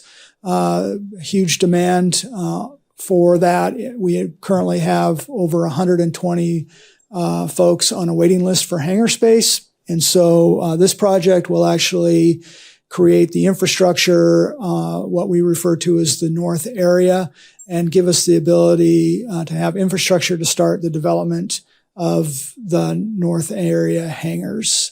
And then the runway rehabilitation, I mentioned this a little bit earlier. This was a phased project. This is the final phase of that. That safety area will be complete, and that total project will have come to $2.8 million, again, grant funded. The next highlight is our drainage projects. We've crossed off a number of great projects for drainage. This actually will take us to the end of the list. I think you'll all remember that we had a presentation to develop some more projects with the drainage project plan that's being worked on. But for fiscal year 26, we're going to tackle Kiowa Drain 3 and the Pima Wash improvements. This will look a lot like the stuff that you've already seen: bank stabilization, drop down structures to mitigate the collapse and overflow of our drainage ways. And then on the park side, we have the Main Street Commons. We've already talked about that. As I mentioned, part one of that project is wrapping up next week, and then that will transition into fiscal year 26, where we'll focus on getting the restrooms, concession building done, possibly a pedestrian bridge. There might be some grant opportunities that we're looking at for that, and then additional shading. That's something that there was a couple of add alternatives when the council was approved the original project. Additional shading was part of that. The restroom facility was part of that. And so that's what we're looking to do with this. I'll just call it part two of the Main Street. It's really hard not to call it the catalyst, the Main Street Commons. And then Rotary Park, ADA accessibility. I didn't have any pictures for this, but we've received just under $1 million grant for this project, and this project will add ADA seating. It will add shading, repave the parking lot, improve the restrooms, and just make that area much more accessible for people with disabilities. And then our outdoor pool conversation. So the 25-meter swimming pool at the Aquatic Center, we just to give an update on that, we've been working with a company that is, they're called Aqua Design International, to start a design for this project. We're hoping to have that for council approval for this upcoming council meeting in 2 weeks. And these folks have they've done some really incredible projects across the state, and excited to see what they can do for us for that. Just as a side note, there's been I'll say quite a bit of homework done on this project. We've looked at Murtha Pool Systems versus Shotcrete, trying to evaluate how we can bring this in at the budgeted level of 2.5 million. Based on estimates, it feels like we're going to be a little bit short of that, but we're still working the numbers to see what we can do with 2.5 million. So, and then I didn't want to miss an opportunity to talk about the fishing docks, what we refer to as the Site 6 fishing docks. That was a grant from Mojave County, ARPA funding. And the design of that is wrapping up, and construction will happen in fiscal year 26. And a big thank you for helping us upgrade a very heavily used piece of our infrastructure, our recreation infrastructure. So that is those projects. So going back to the original slide, happy to answer any questions with any of these projects. Yeah, Councilmember Campbell. Ms. Williams, can you upload? I just want to, I'm sorry to take everybody's time, but it's better to slow down before we speed up on this. And what it is the pool. We had asked over 9 months ago for some pictures and some ideas of what this pool is supposed to look like. And again, I was not in 90% of the conversations. I was just out here just assuming it was moving forward based on some budgeting. And so when I found out that then we had a house full of people the other night. And again, the Stingray swim team has been an advocate for a pool. I don't have a problem with that. I'm not going to get into my big lecture of why I don't think we need a pool right now. But what I did was I went to the site, and then I myself pulled this up. And one of the conversations that we had was a 50-meter pool is not going to fit here. It's too long. And then if we had to, we're going to have to encroach into the parking lot. Kelly, Ms. Williams, will you move to the next slide? So with my little bit of expertise as just a layman, I am showing you a 50-meter pool by a 25-meter pool. Everybody's talking about lengths and meters. They're meters and meters. And so by saying that, it's a little bit around 165 lineal length and about 82 feet wide. So here's a pretty good visual. And what I do with my slides, I'm just going to be honest, whenever I upload a picture, I always make it a tad bit smaller or bigger so that just in case. I'd rather have more room around a pool than less room. Do you see what I'm saying when I'm doing a design? You can never go wrong when you have extra space around a house or a lot. So it's basically smaller. So I went to the side, and you can see this big blue thing in the middle is the pool. So the conversation that the pool, if it goes too long, is going to encroach into the parking lot is not really accurate. Because as you can see here, I put about 20 feet from the actual building right in the corner there, where the aquatic center is right there. And then I dropped this pool there. Well, that pool does not even have coping around it, has nothing around it. That's just what it looks like. So I first want to let the council be aware of the fact that it's not so much about the length. We have a plenty of length. You can keep going up and back. What we don't have is width at this location. So, and the other thing is there's about 3 other pool companies right here in Lake Havasu City. And somebody brought a comment up to me the other day, and I thought it was really funny. They said, every truck says buy local behind it, support local. And he goes, they always go out of town and buy all this high dollar contractors to come in and work for us. And so there's like 3 pool people here in town that said, we will design the whole thing for you with an opportunity to possibly get the bid. We'll go down there. We're stakeholders. We have family here. We have kids here. We hear the conversations. We know the community. We want to be part of the conversation. And here you're saying we're going to hire a designer from out of town, and because they do this grand stuff. It is a square pool. It's pretty typical.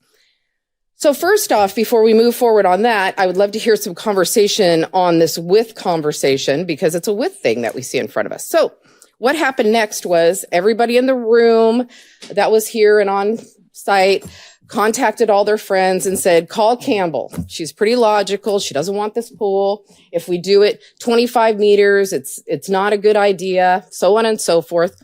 So I had a bunch of developers contact me, investors contact me, and said, let's do it right. We'll donate whatever you need. Let's do it. One even said, we'll build you a building around it. Those are the conversations I had in 2 days. I waited 7 or 8 months to hear something to deny it. And now I'm sitting over here stuck between a rock and a hard spot. I have a community so desperately wanting this pool. And I think, Councilmember Lynn, you had somebody wanting to do a name rights, right? For about $250,000. So there is a whole community out here that said, we've been wanting to be a part of these conversations for 9 months and we've had none. Even emails that have been dropped, conversations that have been dropped. And so the conversation here that we're looking at, the minute we put in the 25 by 25, we're already encroaching in this parking lot. And if you look at this parking lot, it's a poorly designed parking lot. So I don't really care. Look at that thing in the middle. We can get rid of that. This goes down to, that other part goes down to another whole parking lot. I thought it was kind of the other way around, like we'd be encroaching on the other side. This can all be redeveloped. Okay. It totally can be redeveloped. It could be better, but it still is very, very tight to get everything we want. So fast forward to, can you, Ms. Williams, will you do the next slide? So my husband says, hey, city owns that property right across the street. We own that. All the ball fields are there. All the conversation is there. I don't know what you guys had planned for that, but we've never had any of these conversations. We can right now. And thank you guys for being here and being respectful enough to listen to what I have to say.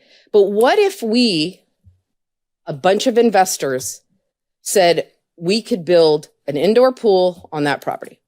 So I think we need to slow it down before we speed it up. I don't think we need to start paying money for design unless you guys just say, no, use the 2.5, your designer, try and squeeze that 25 by 25 in the aquatic area. Or can we just say, leave that 2.5 right where it's at and allow me, Councilmember Diaz and Councilmember Lynn to go and talk to our stakeholders because we've never been involved in any of the conversation.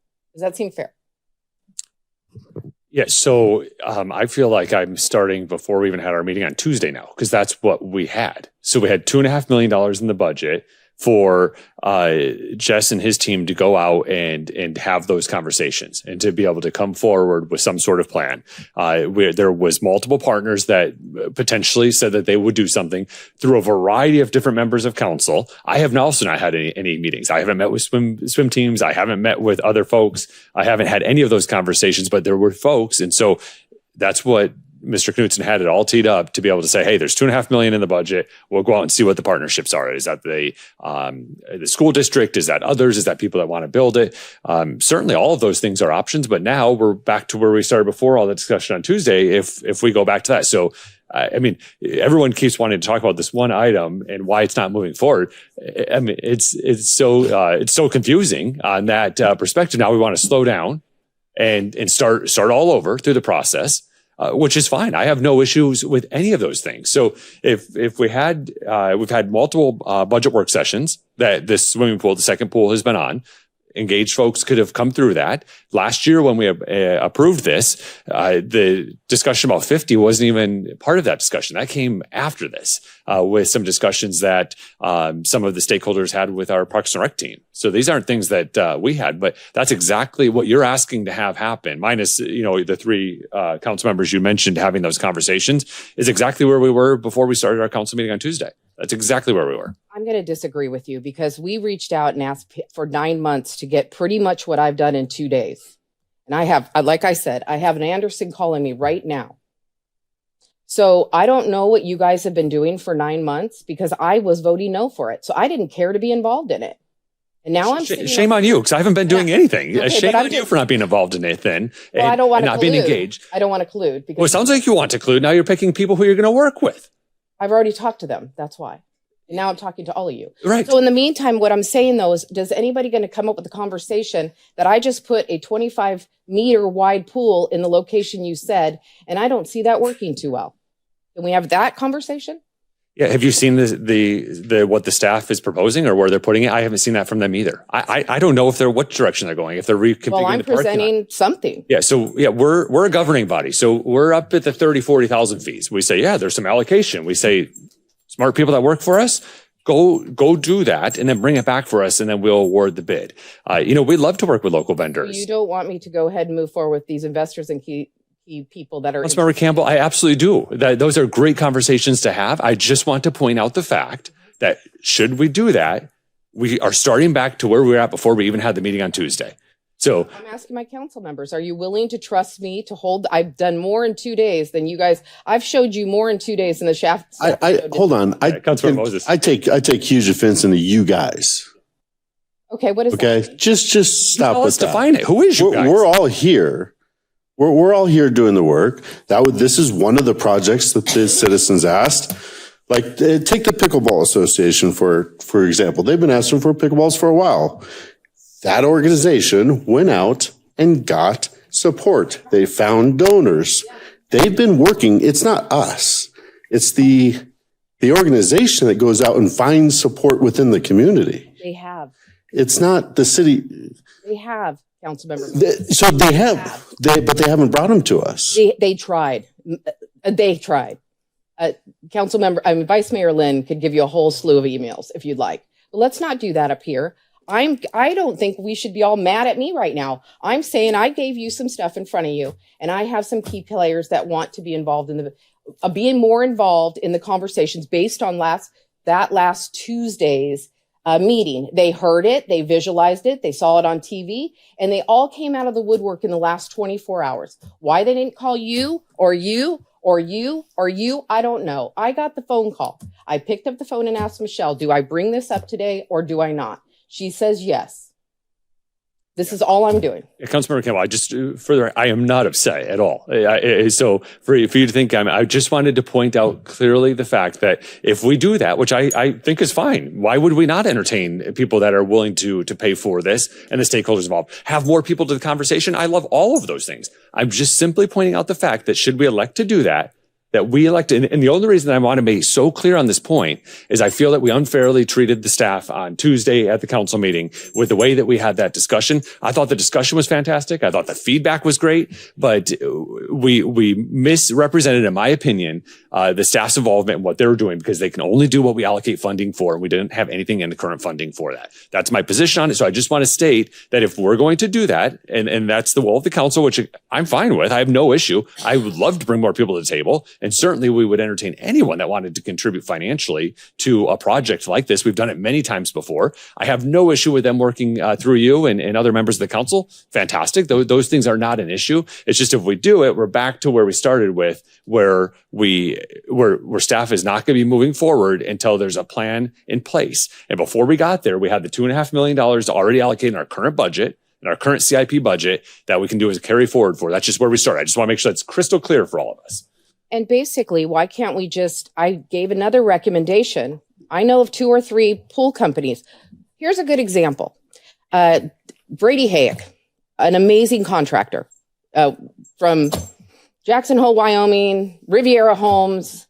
He right now is bidding a park out on the island. It is a 3-acre park, 3 acres. It has a swimming pool in it.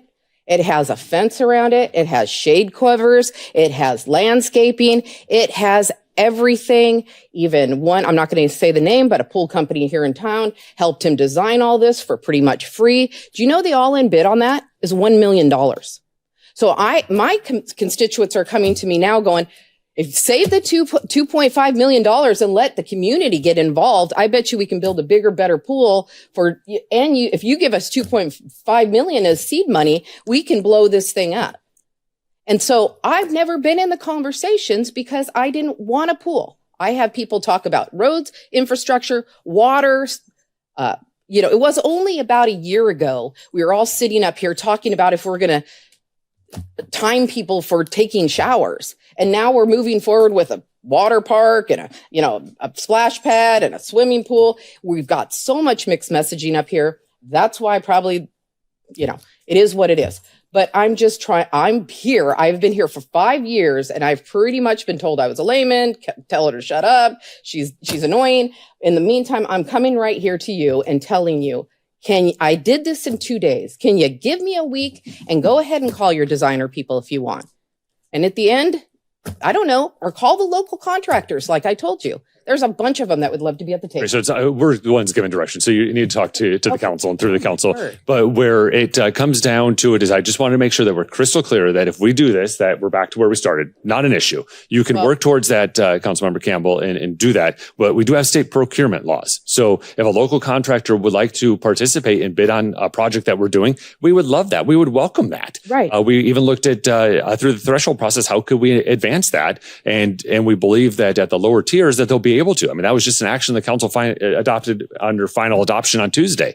So those are all great things. I have no issue with you continuing to work. What we're doing is, from a council perspective, the real question is, we have $2.5 million in the budget right now. Do we want to continue to have that in the budget for this current fiscal year? Then the process, I'm fine with you guys continuing on and bring the partners together and let's do it. And then when you have something, trust me, because at this point, I can build a house in like 4 to 5 months. I'm building a city outside of a city.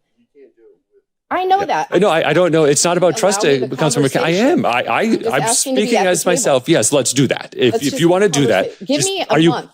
Give me 1 month, if you don't mind.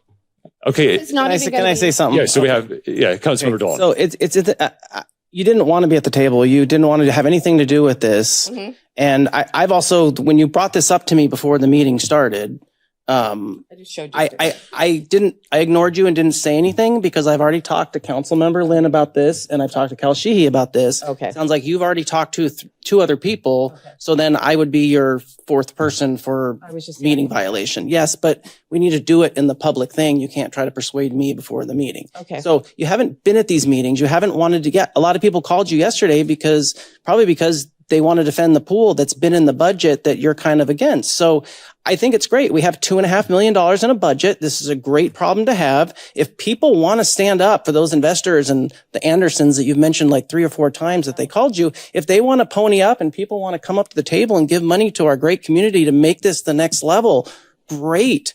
I love it. We got $2.5 million in the budget. Let's hold it. Well, yeah, maybe let's hold off on getting that. We maybe want to approve that design. And yes, we trust you. We give you time, but I don't understand where the hostility and people don't look at me and people don't trust me. Then get these people to come to the meeting and do it. I don't understand why there's so much negativity about this. That great. If we can pull this off and we can all come together, then let's do it. But let's do it in a positive way. Let's do it the proper way and make sure we're not violating open meeting laws, talking to other people. Let's do this the right way. But everybody, I think we need to calm down just a little bit and do this the right way. Well, okay? Mr. Mayor. with all due respect, I didn't even know about the 50-meter thing until we were all sitting at lunch the other day. And that, if you want to talk about open meeting laws or whatever. I was not at lunch the other day. So you were there when we were at the school. And that's how you told us that they want a 50-meter pool now. That's the first time I had ever heard it. It was when Councilmember Moses was there, Councilmember Diaz, myself, and you said that. So at the lunch at the school, if you guys all got to look at me like when we all ate lunch at the school, and Pastor Rose was there too. We were all talking about the pool. Yeah. So, all right, Councilmember Campbell, I'm gonna go to Vice Mayor Lynn and Vice Mayor Lynn. Mr. Mayor, first of all, I want to clarify if the staff feels like I threw them under the bus, I did not. What I was trying to explain was, as I'm looking through this brand new budget book of all kinds of projects that were not budgeted for items in 25, 26, we did a lot more work on getting prepared for some of these projects. I don't believe that we did that much work on trying to be prepared for this pool. And I think that's what Councilmember Campbell is trying to say, that there's some work that was done today. We don't have to be hostile about it. I don't think there was enough prep work. I could give statements today on conversations I've had in the public with people that tried to address our staff and how they were avoided, but I won't go there. I think the meeting we had yesterday was a prep for the meeting today. I'm glad we had that. I know that it was suggested that we didn't have that meeting. I think that we need to stop and we can keep this in there, but I think what we missed was a work session. And I don't know if it's the blame of the Parks and Rec Advisory Board. I don't know if it's the city manager. I don't know if it's us. I don't know if it's staff, but there was a lack of communication and progress in this. And so if we could just stop, have a work session, bring the different people to the table. I did reach out to the Parks and Rec Board. They have not had one single update in the last year. I think they may have got an update in September, maybe not. I don't think it was. I think when I talked to Kyler, it was in June that they got it after our last budget. That's a big problem if our own Parks and Rec department didn't even have an update for their Parks and Rec Board. So how can you have constituents and council members coming in asking for progress when we thought it was happening? So I think in a very calm way, if we could just keep this in the budget, bring all the stakeholders together, including the ones that were Tuesday, developers, builders, whatever, maybe look at different layout, that we can get this project done and get it done the right way. Thank you. Yeah, thank you. All right, so we have, it sounds like we have Councilmember Campbell, Councilmember Dole, and myself, Vice Mayor Lynn, that interested in keeping the $2.5 million in the budget, but we want to explore other alternatives. So we're directing the staff with that to pump the brakes. Don't bring a contract, as we directed on Tuesday, to the council at our next council meeting. And we will wait to hear, the city staff will wait to hear from Councilmember Campbell, Vice Mayor Lynn, and Councilmember Diaz. Is that what I'm hearing? I don't think that's appropriate for three. I think every council member here should bring what they bring to the table. I absolutely think every single council member should do their research, go talk to their people. If they're supportive of this project, I think that that's what should be done. And I think a work session is the best way to do that.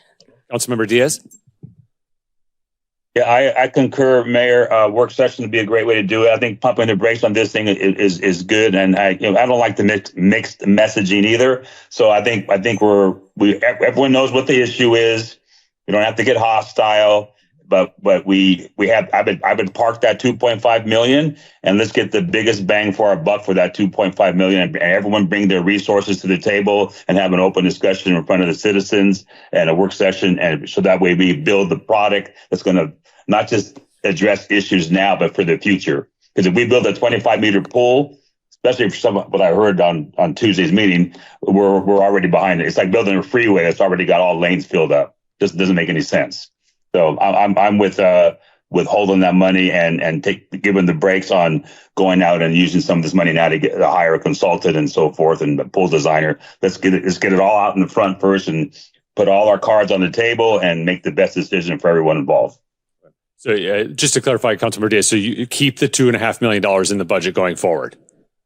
Yes, but don't go hire a design firm right now. We have it parked there so we could utilize it to the best of our abilities when the time comes. Yes, gotcha. All right, I think Councilmember Moses, comfortable with that conversation? Sure. Yeah. I mean, really, it's the users who need to get the coalition together and then have a meeting with the city manager. And that's how I don't think much can come from the work session unless all of those people are willing to donate those millions of dollars are going to come here and have that conversation with us and literally sign affidavits or whatever that's saying that they're going to give us the $1 million. Cause I can say, I'm going to give $1 million, but until it's actually in our bank account or we have something, we can't make that plan. Right. And so, this was what I was kind of alluding to the coach last night, like get your people together, come together, figure out the plan. You tell us what you want to the city man. And then the city manager will get to work with staff in building exactly what the public is willing to achieve. We went above and beyond and said, we have $2.5 million. Here's what we can build. If you get nothing, this is what we can build. And so if they want to get together and have those, I honestly don't think the work session is going to do anything unless those people are here signing checks. Mr. Mayor, Vice Mayor Lynn? I really don't want to do this.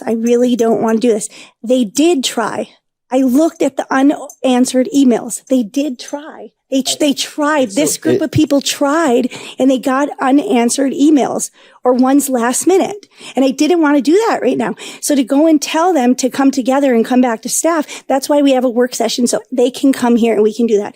I don't think we went out we didn't have a bunch of people go and talk about the hangers and say, here, guys, come and tell us what kind of hangers you want. I really think that you need to let the public come in and do it an open thing so they don't get unanswered emails. Yes, so I think we know where we're going with the pool. So I'm going to summarize it. If anyone disagrees, let me know. So keep the $2.5 million in the budget, and we will pump the brakes on a design contract as council members explore other opportunities, and we'll work through the city manager to bring those forward. Is that a fair assessment from this budget discussion? And the other, just quick question, because you kept saying it the other night over and over. We didn't even know where we were going to put it. We didn't know where we were going to put it. All over the stuff. Even our directions said, do something at what would it look like to be at the aquatic center? That's what you wanted. I mean, we all wanted, let's just say, I think even the person that didn't want it, I think that's the best place for it. But my next question would be, are we going to be broad enough to consider if it doesn't fit at the aquatic center, we could do that design and they might come back and show you exactly what I showed you. Okay. And what might happen with that is we're going to have to go look for another location, which in return we're going to be on the brakes again. Because we aren't even sure what fits in that location. I mean, we have engineers on staff and everything. I think they could probably even do a better job than I do. Mm-hmm. But here we have another piece of property here. Are we willing to look at this piece of property as a potential extension of the aquatic center and what it could bring to the table with an expansion that would grow with the city or not? Is it a possibility? I think we're open to anything. Well, let's see what the money and the donors and all of the folks that are looking to do that. We're open to all of those things. So we've also come this far. And like I said, I could do this and I could do that. Well, Rick Wheeler, who has been one of the main advocates of this the whole time in the community, he said, even when I spoke to him, he's been out talking to people trying to get money. And I said, hey, we could put that $2.5 million towards that pool, but you're probably going to wait till we get that money. He's like, Jim, the money's not out there. I've talked to the people. So I think it's great that if Councilmember Campbell has talked to those people and if people, but for me to put this on hold in the future, I think but I think we have a couple months before the new budget kicks in and we can hire a design company and if somebody wants to come in with a better plan in that time and we can get people that say, yeah, I'm down I would love for people to say, I got $1 million here, $2 million here, I'll build you a building. But by all means, if the Andersons are offering us big money, that's great. Quit dropping her. I just looked down and her phone was calling me right now when I'm at this meeting. Okay, well, you said her name 3 times for a reason. I'm just saying, if those kind of people that do a lot for the community want to help and give us money, we're very supportive of that. So please, anybody that's out there, come forward. We would love to pony our money with your money and do a private, And they have been talking. But yes, but we've been told we know where we're at with the pool. I'm done talking about the pool now. And I am also not stopping anymore. So we're going to go through, finish these slides, and then we're going to circle back in. I'm going to go council member by council member to answer any questions you have at all. So please take notes as we go, and you will each have your opportunity one at a time, and then we will wrap this up. So Mr. Foggin, please take us to the end. Thank you, Mayor. Thank you, Council. I wish I could remember where we were. That I got. All right. All right. So the next 7. Sorry. No, sorry. So the next set of 26 CIP projects, just wanted to highlight for the council some pretty important ones in this section. Starting with fire station number 7. Mentioned that as part of our 25 effort. 27 or 26 and 27 is where we expect to see construction of this project. I've provided the lot. Obviously, I wish that there was sticks in the air to show you, but that happens in going to be fiscal year 26. The PD facility rear parking, it's pictured on the far right. Parking lot, obviously, as the fire department or the police department has grown, they're running out of space in their parking lot, and it's in need of rehabilitation as well. So there's that project that actually was part of that project, or that not part of it. That project was pushed from 25 to 26. And then the PD facility and jail rehab. This is phase 2. Phase 2 will consist, is extremely important. We got to replace the roof, HVAC, office space upgrades. This building has served us well, but is in dire need of additional money being put into it. And the other items I really don't have pictures for. A lot of wastewater projects. We've talked a little bit about Jamaica Boulevard South already. The one I would point out is continuing on with our road efforts. Acoma is the next large streets project that we're going to be tackling. We start that work in 26, and then 27, 28 we'll tackle a big portion of Acoma. The wastewater projects, those projects, the first 3 are extremely important for our effluent handling. Obviously, the south intake influent screen, that project is really what we call the intake or why am I drawing a blank on that?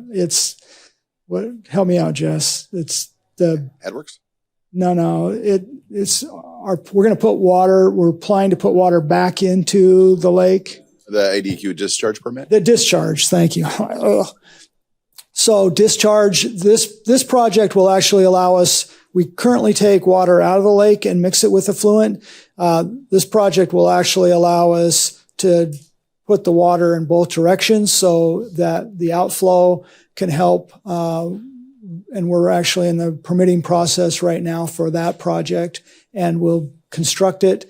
And then the UV disinfection, all 3 plants, that's a critical part of us being able to deliver A+ effluent out the back end of our sewer facilities, our wastewater plants. So that is that section. I'll just keep moving, Mayor, if that's okay.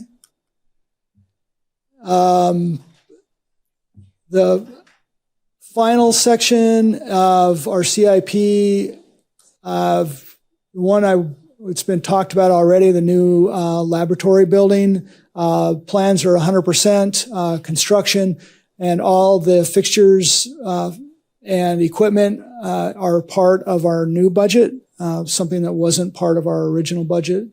And so really excited to be able to bring on a new building for people who are working in space that just is inadequate for what they're doing.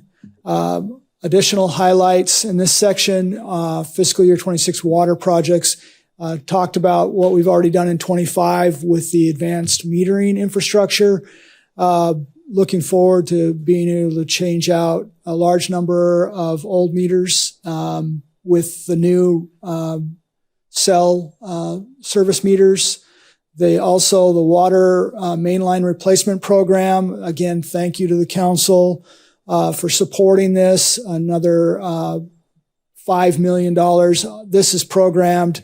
The water line replacement program is covered for the next 5 years, and that will help us tackle those high break lines that we know are problematic throughout the community. So excited to be able to continue that work.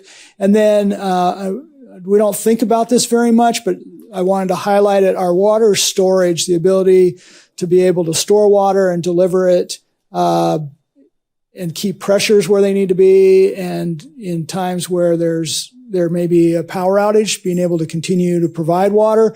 These tanks are extremely important for that. So we're adding another 750,000 gallon tank to the water system on the north end. And the other one I would like to just point out is our lift station upgrade program. That's also one of those projects that run across all 5 years. Extremely important when we have more than 50 lift stations in our system, and making sure that we're taking care of those on a pretty regular basis and upgrading them when they need to be done. The one that probably should be pointed out as well is our horizontal collector well. Council approved work. This is a 2-phase project. Council approved the work on this. As you can imagine, I'm sure this will come as a surprise, but we ran into a pump supply issue, and they couldn't get us the pumps before we had to utilize this well during the summer. So we've pushed that project. It's all designed. It's all ready to go. Contractors identified. They'll just do the work in October. But because this was a phase 2 2 phases, we'll actually be able to do phase 2 at basically the same time. So hopefully this is the last time you see this in your CIP booklets for the work that should be completed in this upcoming fiscal year. The next slides are just to give you a full picture of what the CIP looks like for each one of areas of emphasis. So the airport projects over the next 5 years, that total for all airport projects in the 5-year CIP is just over $19 million. Drainage projects, just over $8 million. I want to just point out that once we have a plan, the new plan in place with new projects, this will change dramatically when we present this next year for 2027. Already talked about Main Street Commons. So this would be all of what's happened prior plus through 26. For parks, this is the list at just over $6 million. Public safety projects take us to approximately $17 million. Street projects, obviously my favorite projects right there with the second bridge. A lot of progress with that. But the kind of streets emphasis right now, just over 46 million. For the next 5 years. Wastewater and water both have 2 pages. This is page 1 of wastewater. Second page, a lot of work to make sure our system continues to operate the way everybody expects to. $37.8 million there. And then on our water projects, again, a huge part of our water projects is that top line, our water main line replacement program at $25 million, with a total of $52.2 million. And with that, that is our CIP, 5-year CIP, and last year's. Mayor. Thank you, Mr. Foggin. You're very welcome. All right. So as I'd mentioned, and I believe Jess opened this section up with, is the CIP is a 5-year overlook. It's a fluid document that as priorities things change, things will change for our consideration. That's what we're here to do, is to have those discussions. So as I mentioned before, we'll go down the line for each council member to go through any questions that you have. So the pages in the book are numbered.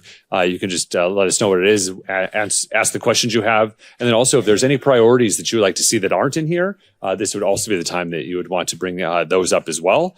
And we'll start with Councilmember Campbell, move to Councilmember Dolan. For your benefit, Councilmember Diaz, you'll then be next, then Vice Mayor Lynn, Councilmember Koch, and then Councilmember Moses. So we'll go ahead and start with Councilmember Campbell. Well, I didn't know which direction we were doing. I didn't know if we were stopping people along the way. That's probably why we stopped. Now I understand direction. Let's see. I guess the airport. Oh, the only question I have on the airport is I see the hangars that we're doing. Do you know approximately how many square feet that is? What you have here in this image? I don't have square feet. I apologize. Then how did we come up with that number? That was 999,000. So that is, so you recall that we had a contract with CNS to help us develop a development plan. And as part of that, we've been working with them, and they gave us kind of the infrastructure, right? Sewer, water, power, the taxi lanes. That would create the infrastructure, and then to which build different size hangars start in that area. Okay, so if I'm understanding this correctly, this is just for the infrastructure. It's not building a hangar at all. That's correct. That makes a lot better sense. Okay, thank you. You're very welcome. Again, Mayor, Councilor, just we're on the same page. So this is the kind of the strategy here is to identify the costs associated with the infrastructure, just like Mr. Foggin indicated. And then our airport manager, Rob Kane, is looking at some opportunities to work with others on development of hangars in that area. So essentially, the conversation we had to limit from my perspective in the conversations we had is what kind of seed money, Mr. Kane, do you need at the airport in order to start the process of developing hangars and generating cash flow? So then you can generate and build another hangar and generate some cash flow and build another hangar. So this is seed money, if you will, to get that type of a concept going. Mr. Kane is doing wonderful things at the airport. One of the things that he's working very hard on is trying to get the airport to be self-sustained. We have general fund dollars that go from the general fund into the airport, which is fine. We've done that for years and years and years. And it's never worked out any differently. But the airport doesn't generate the dollars needed to be self-sustained, like our water fund or our wastewater fund or our other enterprise type of funds. So if we could get self-sustained, and then if you could build some type of like a fund balance within the airport fund, that'd be great. Then you can identify bigger projects and think a big picture rather than looking at that. So a long-winded answer, but there's a strategy and a story and a plan associated with this, and that's just to get the infrastructure and the asphalt down so that we can start building 1 or 2 hangars at a time and then generate a cash flow and then keep the process going and down that path. Okay, because just looking at this originally, when I saw that amount of money, I knew that wouldn't even touch, because you got what about, I'm not going to tell you my expertise but there'll be a lot of concrete on that in itself. So what we're saying is just getting the infrastructure, the runways there without the concrete or anything else. That's what the $1 million goes for, right? That seems a lot more logical. It's a very small picture, and I understand. But if you look at page 3, where the topic we're talking about, those strips of asphalt don't exist right now. Right. That is what we're talking about. So creating, and I think we talked about limiting that instead of the entire build out, but limiting that to just so we can get some utilities down, some asphalt down, and then open up the door and the possibility of hangars to be built at that area where you can access it to taxi lanes and obviously eventually to the runway. So seed money to get that project going. But a continuous build is always going to save you money, like a build out. Sure. But we could plop down $5 million at the airport and Let's do it. We'll get it from the VLT. Yeah. It's only from All right. It's only money. I just saw that number and I thought, you're not building hangars for $1 million. You won't even. Yeah. Okay. Thanks. All right. So that's the airport. All good. Obviously, all the flood stuff's amazing. Not even qualified to bring that up. I don't even, for the state, I think all my constituents know about the downtown catalysts, and yeah, I'm not. Okay. And let's see. The ADA accessible Rotary Park, we got that grant money. That's wonderful. It's $1 million. I know that one time we went out and had a bid to do all the asphalt. There was a scope of work, if I recall. It was all the asphalt, the curbs, and that was it. And some infrastructure, I think some conduit or something, nothing, underneath that too much. Do you remember what that bid was just for that? Because I thought it was way over $1 million just for that. To do the entire Rotary parking lot. Yeah, it was, I want to say it came in at like 1.3, 1.6, something like that. Yeah. Yeah, that was, and it was combined with the parking lot across the way. It was including the Lundbridge. Yeah. That did include London Bridge Park. Okay, great. The reason why, because when I looked at that number too, I was thinking you were talking about bathroom remodels and some other stuff. Are we going to do the whole parking lot and the curbs like we had planned before and go out for another bid and hope that we're close and see where we go from there? So the plan is to try to do all the sidewalk, redo the ramps in the sidewalk, that's part of your ADA, and it will do some of that, how do I say, the west end parking lot, okay, down by the channel. All right. And restrooms. And restrooms, yes, sorry. Just update them a little bit, right? Our building, no. I think it actually builds restrooms. it builds restroom. The restroom around is 355,000 that is in this budget. So it's building all for $1 million. Yes. With some work by our internal team to help supplement that. So yes, I mean, that is, Parks has put together a plan. They submitted that. It was well received and awarded. So Yeah, I love the idea. I love the concept. 100% for that. I'm just concerned about that overall price tag. It sounds like a lot of bang for the buck. Remember, like when we talked about the park before, we were going to get all this for 2.7, then it just kept growing like this. Never mind. Anyhow, okay. So moving forward, the outdoor pool, you know where I stand on that. Love the fishing docks are great. Public safety.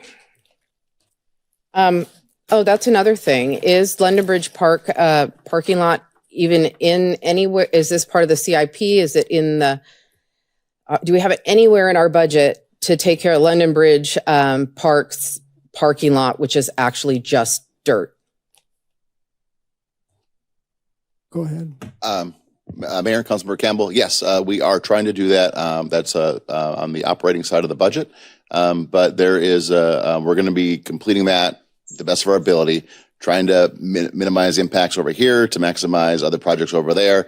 We do a really good job. Ron does a great job. Bill Young does a great job of trying to accomplish those types of things. The plan is to look at the London Bridge Beach parking lot.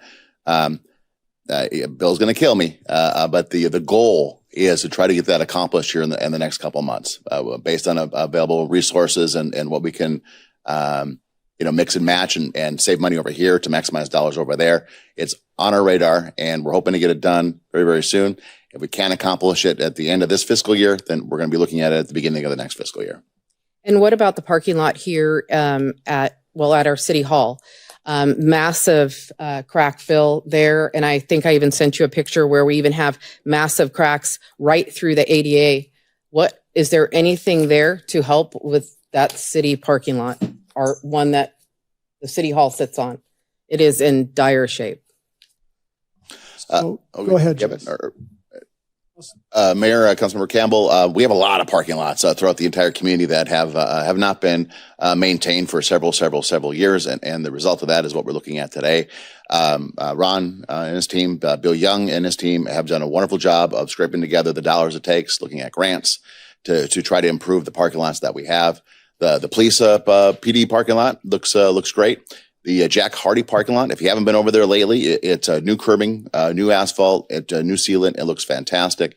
And we want to continue these types of projects moving forward with the available dollars that we have scoped within the budget.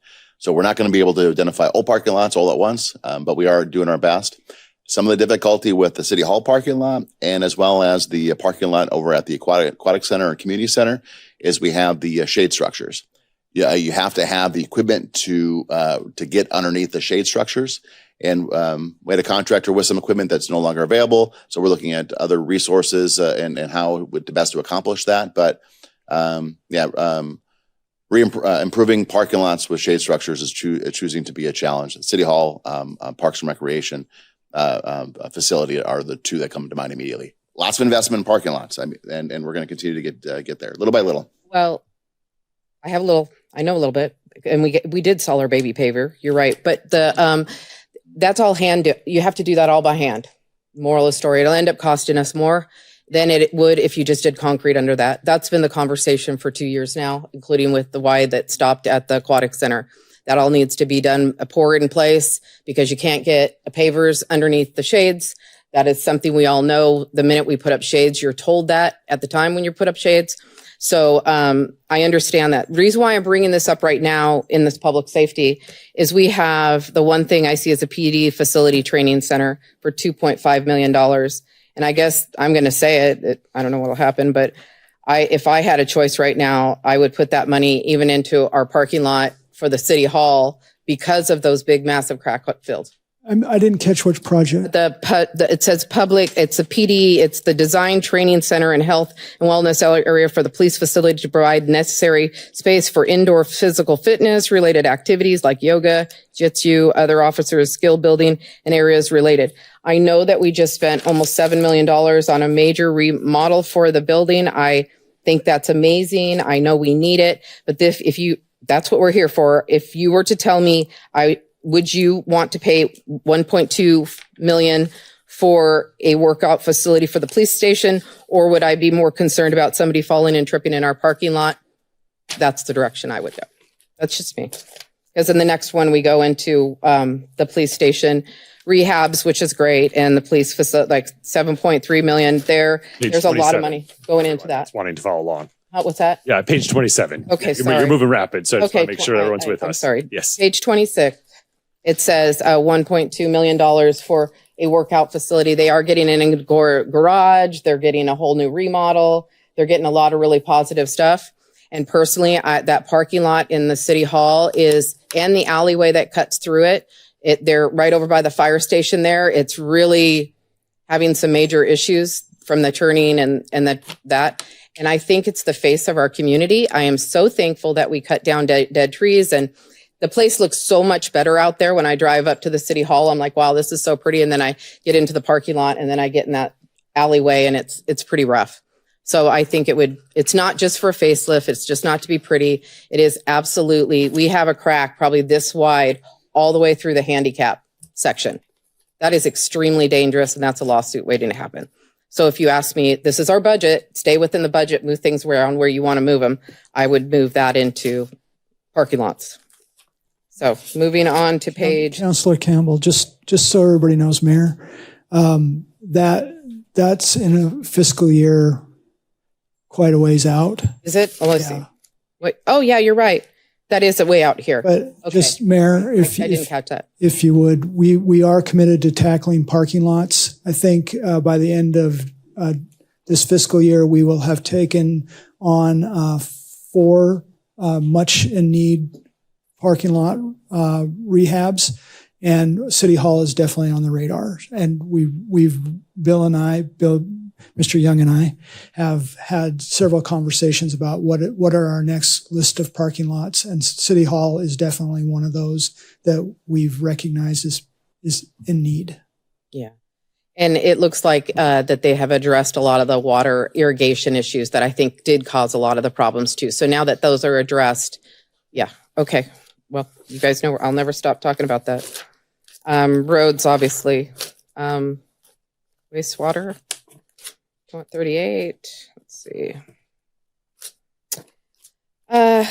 Where is we're to the parks.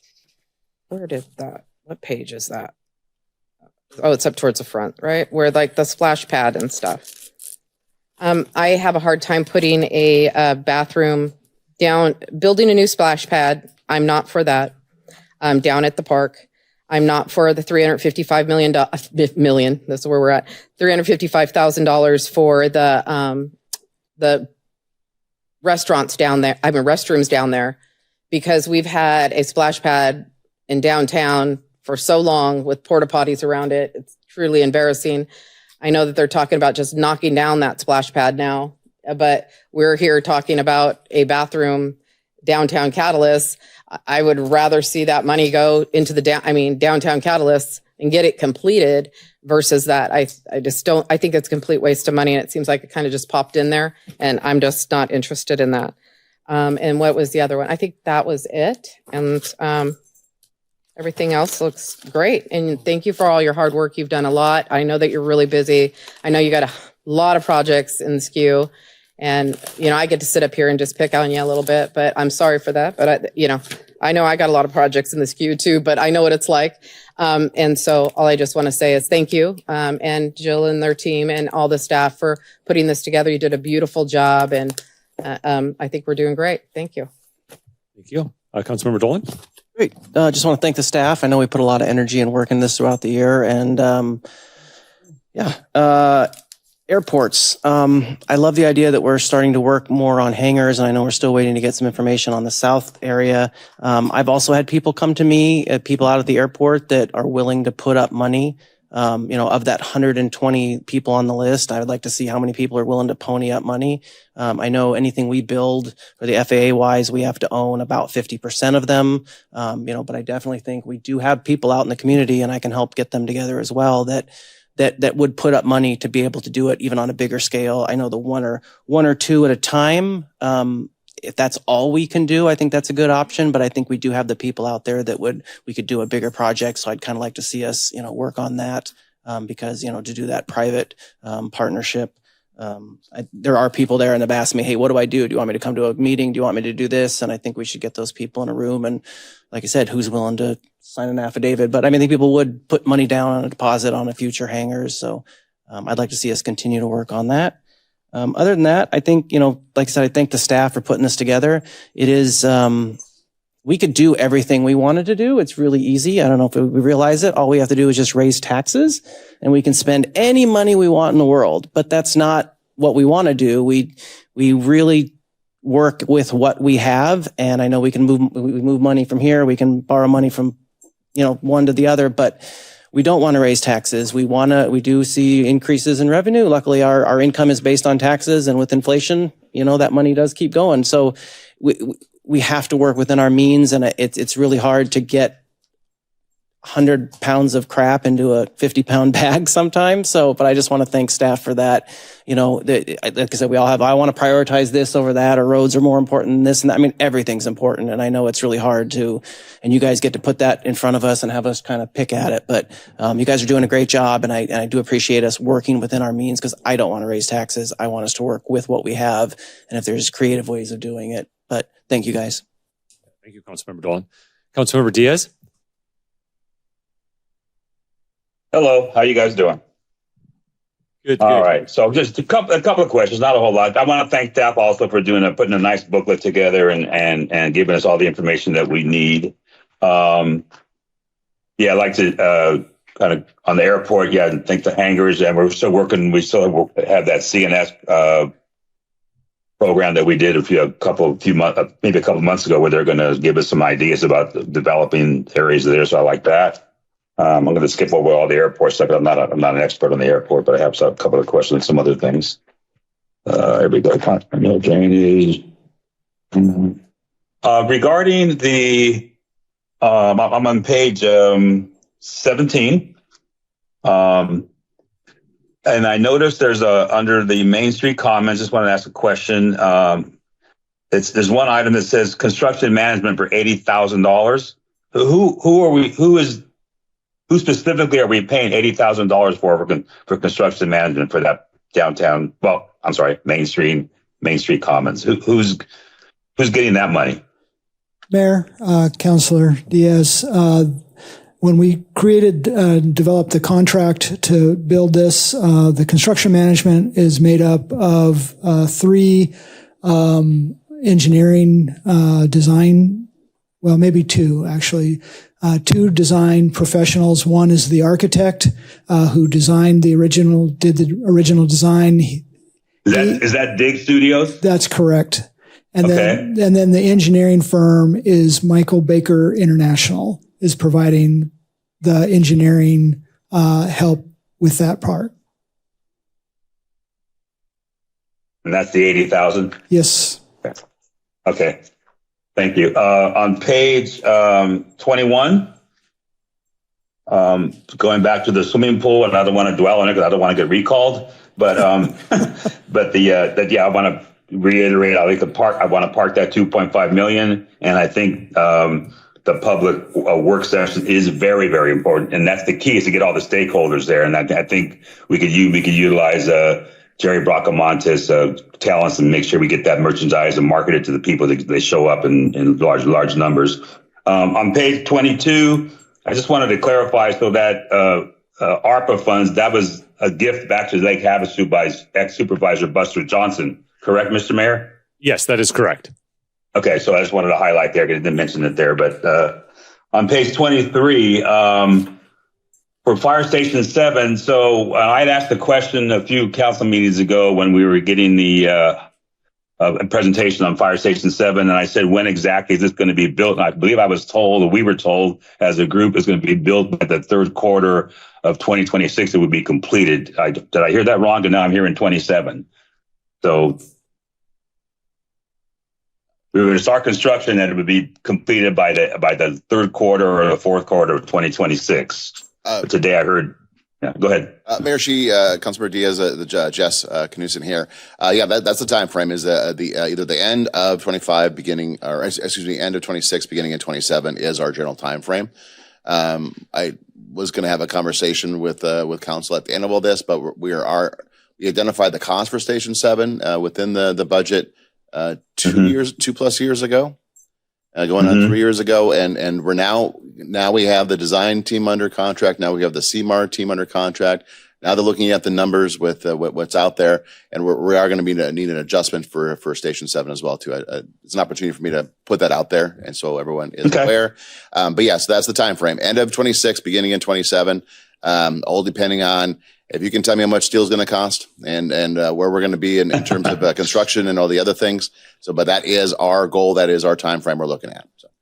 Okay, thank you. And then I know it's not on here. It says design, construction, and blah, blah, but as far as we're going to need, do we have an idea what the annual staffing is going to cost us for there? But not just the firefighters, just staff. Is it going to, I heard someone say might be up to 26 staff in that building. Is that correct? Yeah, Councilmember Diaz, if on page 23, if you look at the operating budget information or the impact, it says second sentence there, it says the personnel cost. Personnel. Yeah, it's assuming that station opens in June of 27. The staffing and deployment model for Station 7 will necessitate 6 additional firefighters, taking the overall minimum daily staffing to 26 for all 7 stations. Gotcha. Thank you, sir. Appreciate that. Okay, on page 29,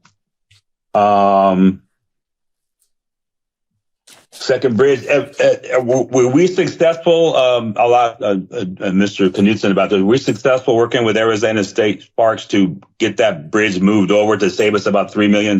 You and I had a one-on-one conversation about that. Is that going to happen? Mayor, Councilmember Diaz, we're on the cusp. So we've presented a plan. We've requested their approval. Then that's Arizona State Land Department. So that's on the island side. And we're really, really hopeful that they're going to approve it. We had some initial conversations working with their team and everything they told us verbally and otherwise. That sounds like a pretty good plan.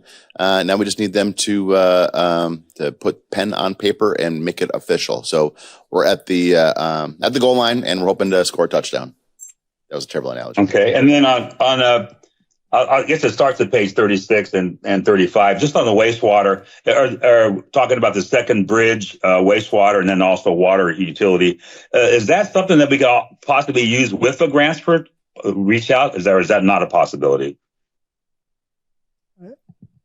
With a grant? Mayor, Councilmember Diaz, always looking for grants. So, and with it's utilities or public safety or parks or whatever we can identify, airport, otherwise, we're always looking for grants. So, I know we got the 57.8 million in grants. You guys have done a great job, and I like to any place where we can try to utilize those. I like to see us chop some of this stuff down. So I appreciate that, Mr. Knudsen. Yeah. On page number 40, wastewater upgrade filters, and then I guess it goes into the next one also where there's some of the effluent. Are we have a system? Are we upgrade our systems to help remove some of the chlorine out of our effluent so it doesn't? I know we're going to start discharging some of this stuff into the lake, and is that happening? Mayor, Councilmember Diaz, I think what you're referring to is that's the salt content as opposed to the chlorine content. Yeah, I mean salt, the sodium. Yeah. I'm sorry, sodium. Yeah. Yes, and that in large part we have some hard water in Havasu, so that means a lot of our residents and businesses have water softeners in Havasu. So the salt that's created at our homes, at our residences, at our businesses, then finds our way into the effluent. We have 0 plans to identify any type of filtration system for our effluent. We do look at some of our end users for that purpose in terms of what they can accomplish. We've seen great strides and what the Havasu Golf Club has done with our effluent and on their side of things to better address some of the shortcomings of our effluent. But if we could spend $20 million on a filtration system for our effluent, and it would take us 50 years to recoup that cost in terms of the dollars that we sell. Those are broad numbers and exaggerated numbers. But the focus isn't on a large investment for filtration on the effluent system. So, and then I just have one quick last question on the second bridge. Going back to that, so I know we had 35.5 million, and you identified 33.1 million in this. So we actually spent already 2.4 million of the 6.46 that we've allocated. Mayor, Councilor Diaz, the answer is no. We've not spent a lot to this point on design. We're not even at 30%. I don't know by June 30th where we'll be, but we've not spent $2 million yet. So what? Okay, so maybe I'm just why does it say 33.1 million and we got it was 35.5? So that's 2.4 million less than 35.5. So that's my question, I guess. Are you on page 29, Councilmember Diaz? Yeah, I'm trying to find. I'm sorry, I'm trying to find it here as I'm. Yeah.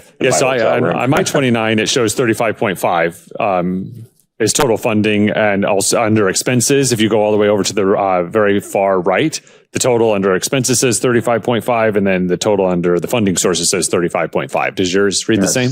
Yeah, no, yeah, it reads the same. Somewhere I read 33.1 million. Maybe it's at the front of the book or something. Somewhere it said 31.1. That's why I was. Oh yeah, I know where it's at. It's on one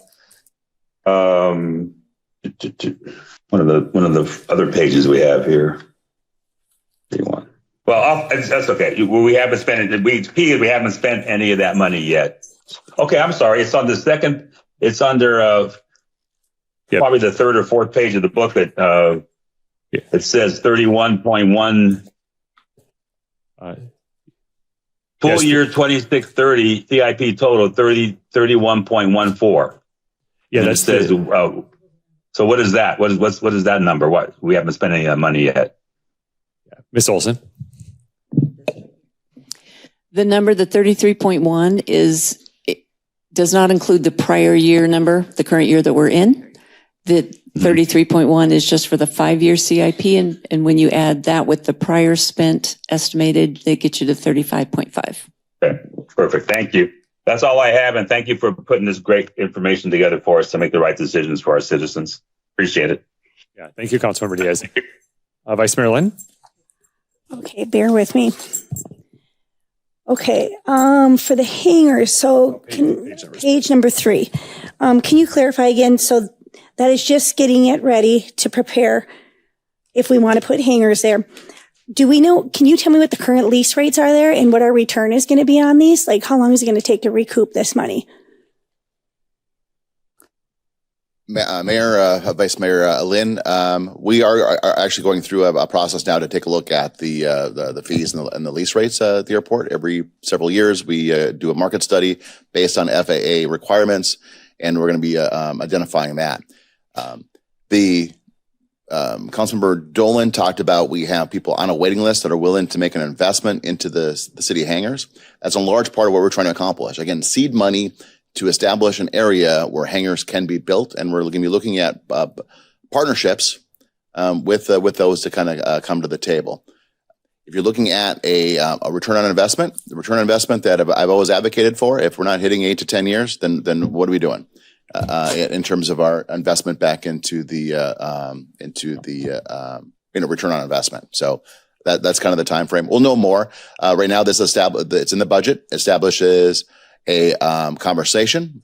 Anything of significant, this project will come back for council for more discussion outside of the budget process. But we want seed money to get the infrastructure in place and start conversations with the private sector on how we can best build hangars at that area at the airport. You give me I don't know anything about the airport. Like how much do they usually lease for? So maybe Vice Mayor Lynn, what I think what Jess is saying is that we to even create the opportunity for somebody to come in and say, hey, we'll put down $500,000 to build a hangar, and then they would lease the ground from us.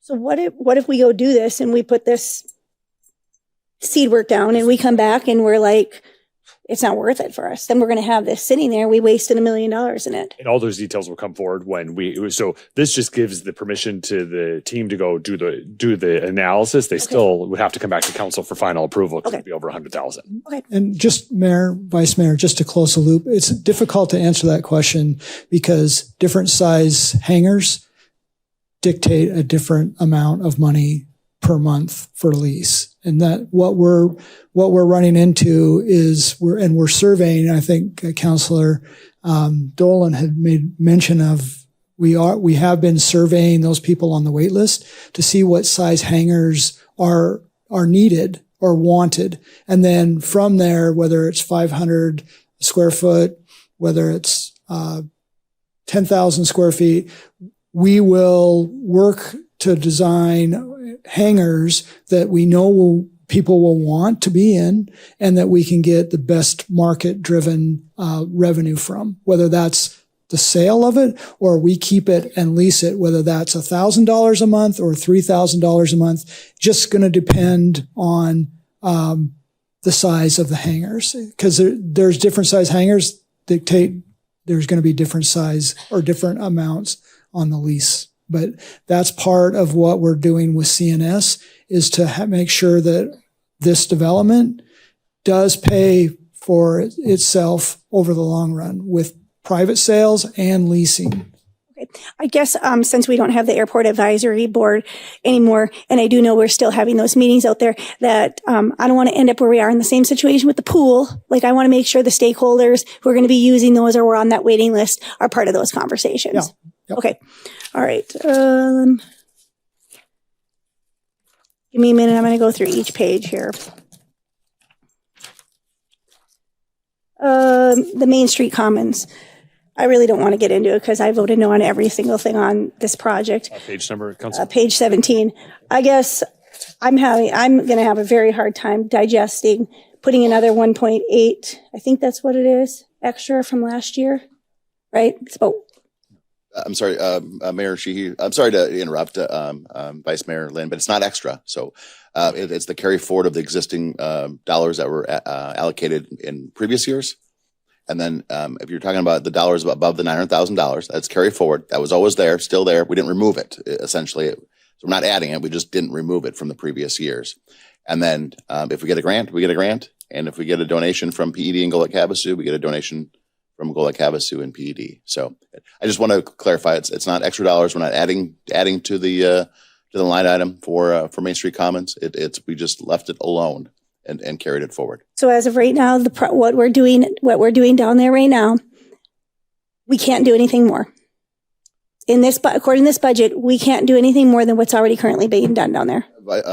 Mayor, Vice Mayor Lynn, no. So what we've spent to date, total out the door, is $2.7 million, which is roughly, honestly, the goal that I was given, and Jess go get it accomplished, is we don't want to spend general fund dollars on the construction of Main Street Commons. So we identified outside dollars to come in, and we identified a construction cost for that was directly tied to the outside dollars coming in. That meant that there's $900,000, a little bit more, that was not spent in general fund dollars. So if the council wants to do something more, and we're going to have hopefully in the next a month or so before council, we need clarification and direction. Do we want to build restrooms at that location? Do we want to build a concession building at that location? So that those are be coming to council very shortly in the next couple of meetings, and that's part of the identifying the funds that you see there as the funding source, possible funding.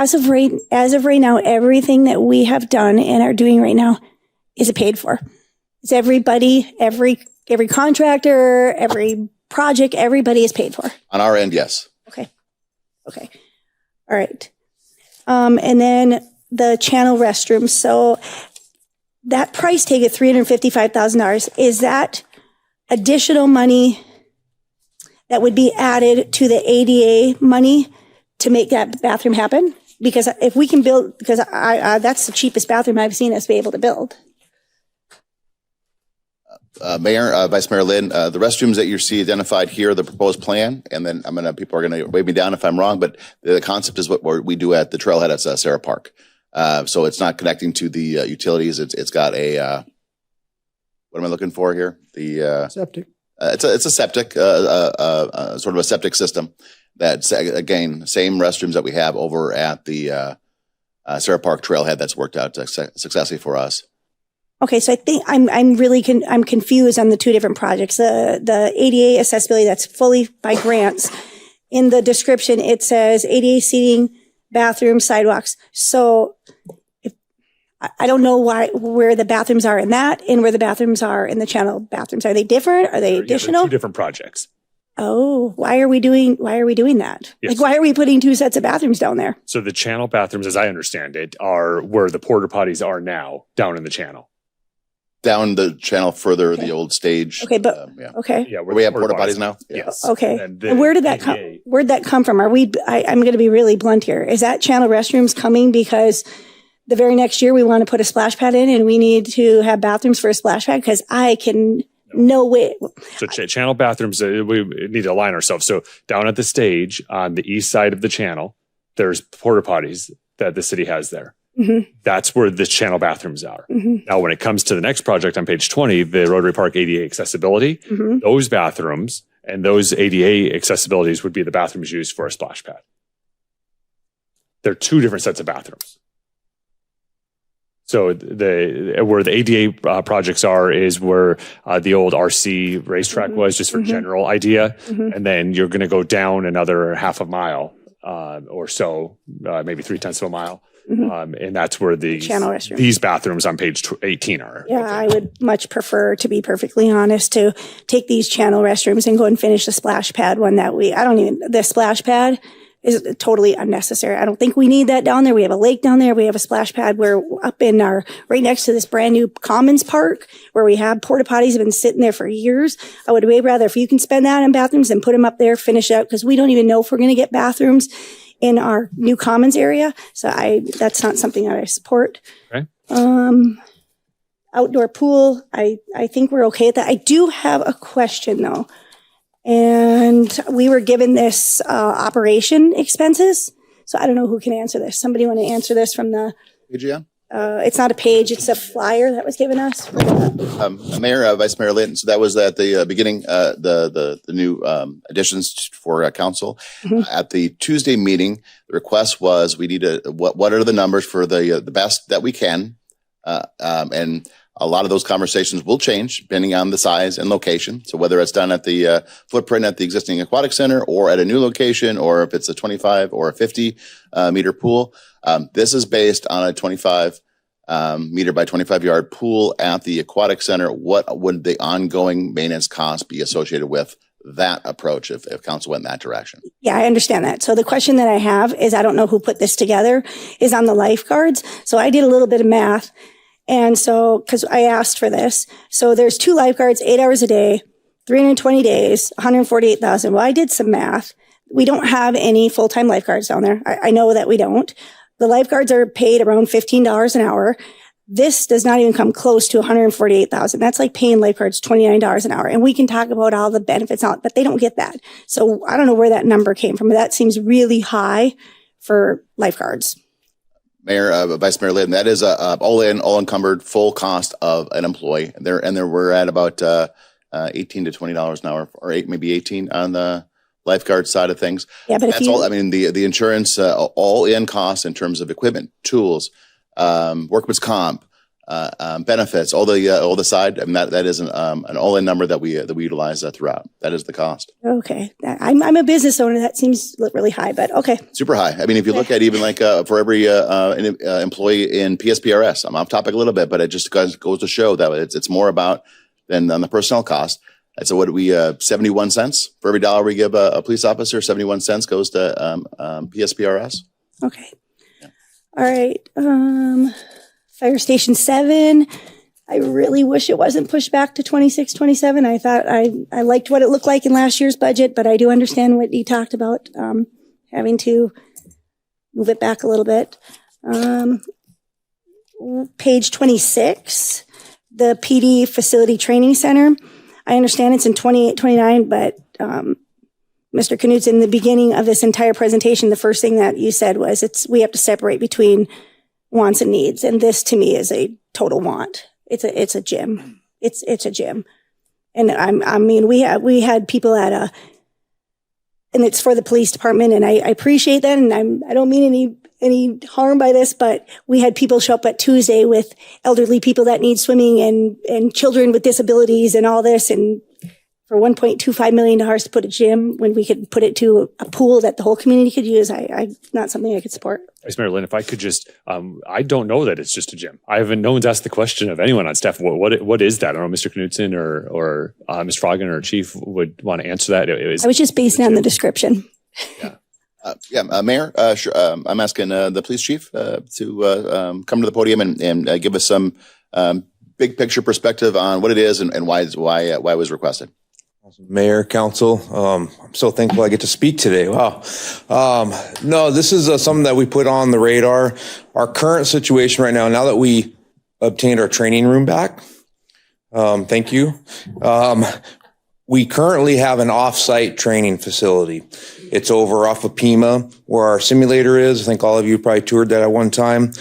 The simulator is going away. It's obsolete. And so we currently have a mat room there where we do our defensive tactics instruction. We've done some jiu-jitsu. We've done some yoga.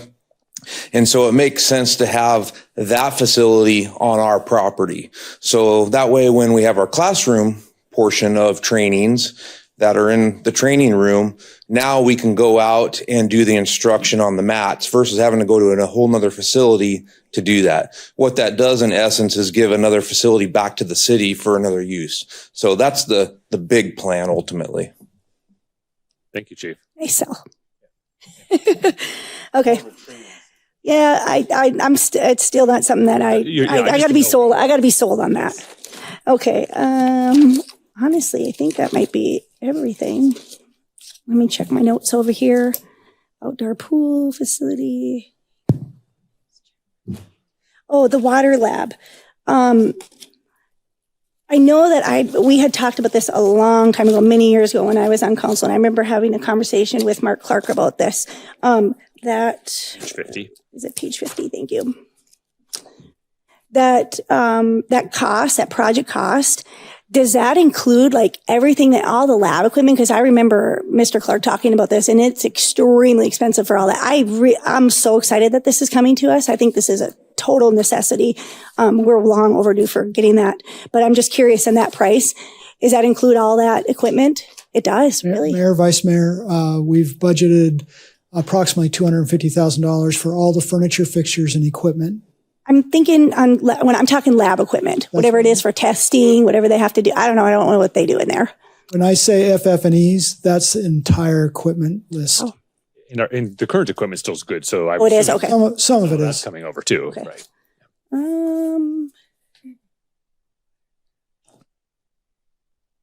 I think I have one more question.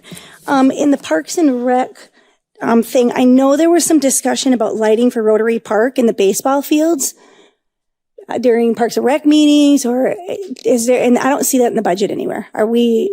Do you know what I'm talking about? Mayor and Council, I'm sorry, Vice Mayor Lynn, you'll see it on May 15th when we talk about the operating budget. Okay, so we are still going to talk about that. Okay. And one more question. I know that we're in this brand new courthouse, but I don't see any projects for the courthouse. We have nothing. Same answer. I'm just asking. I don't see anything. Mayor and Vice Mayor Lynn, only operating budget. Okay. So, right, the CIP one-time large projects, they have to be defined in a special way. The ongoing will be just all discussed. So it's coming. It's coming. Okay. All right. That's it. Thank you. Thank you, Vice Mayor Lynn. Councilmember Koch. Mayor and staff, with all due respect, I'm going to defer for today. Yeah, thank you. Councilmember Moses. Yeah, thank you. No, thank you for putting this all together. I won't go on because my colleagues asked a lot of really good questions. This is a tough thing to do. There's a lot of asks. There's a lot of people passionate about things in our community. I think we do a great job, especially you, Mr. Knudsen. weighing all of our, crazy thoughts and ideas and coming out with a middle of the road, trying to make everybody happy approach. So thank you for putting that all together. One of the things I know that I want to just point out, we have a general parks plan coming up, and I just want to put it on everybody's minds that when we get those results back, my unofficial data is going to suggest that we are definitely going to need some ball fields, soccer, baseball, maybe even some football. So I just want to put that on everybody's radar that might end up needing to be put on this CIP project for years forward. So I'm anxiously awaiting all the work that Gabby and her team are doing for us on behalf of our citizens. And just want to say thank you to all the staff and for sitting through this. I know some of it kind of seemed like mom and dad are screaming at the dinner table, but it's what we got to do to get it done. So I appreciate you all. Yeah, thank you, Councilmember Moses. I would also like to express my gratitude. There's a lot of work that goes into this, and I appreciate my colleagues' passion for the city, and I think some of that comes out in our discussions and priorities that we want to move forward and that we find are necessary based on the different citizen group or users that we encounter on a regular basis. But we're tasked with the job of trying to bring that all together. But we could not do that without the great work that the city team has done. I think that it's a great sampling of the priorities of this city. If we were to say, what is it that we prioritize in Lake Havasu City? Quality of life is seen in this budget. Public safety is seen in this budget. Infrastructure and improvements is seen in this budget. Sustainability for the future is seen in this budget. Investments in our future and for future citizens within Lake Havasu are seen in here. So thank you for taking that. It is a difficult job of having conversations with all 7 of us in the community and stakeholder feedback to put this all together. When it comes to the budget as a whole, it's not, if this happens, then I can't do this. I mean, that's not really the situation we find ourselves in. It's overall, and the overarching goal of the CIP and our operating budget, do we support that direction as a community? Don't forget, these items will come back to us for further discussion and final approval. So this gives the staff just the overarching ability to be able to move forward with that. If there's an item such as channel bathrooms or a second pool or some of those things that we don't necessarily support, that doesn't mean we don't have to, that we can't vote for the budget. It just means that we have it in there to give the flexibility for the needs of our citizens. At the end of the day, that's who we're serving, is our citizens, and it's their needs and their priorities that we're putting together when it comes to that. There's a couple of things. I have a few questions on the budget, and then talk about some priorities that I would like to see as well. One of the questions I have has to do with the police station and the different the timing of it. So there's some discussion about having. Let me get the page real quick. Sorry, I have to flip back and forth.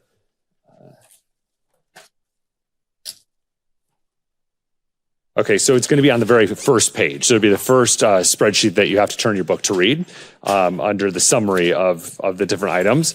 So we have an enclosed parking structure, and then we also have the PD facility rear parking lot rehab and expansion. So in year 1 is the rear parking lot rehab and expansion, and then year 2 would be the enclosed parking structure. My question is, from a timing perspective, would we be redoing the pavement and then have to pull that pavement up and put this enclosed parking structure, or would it make more sense to do those together?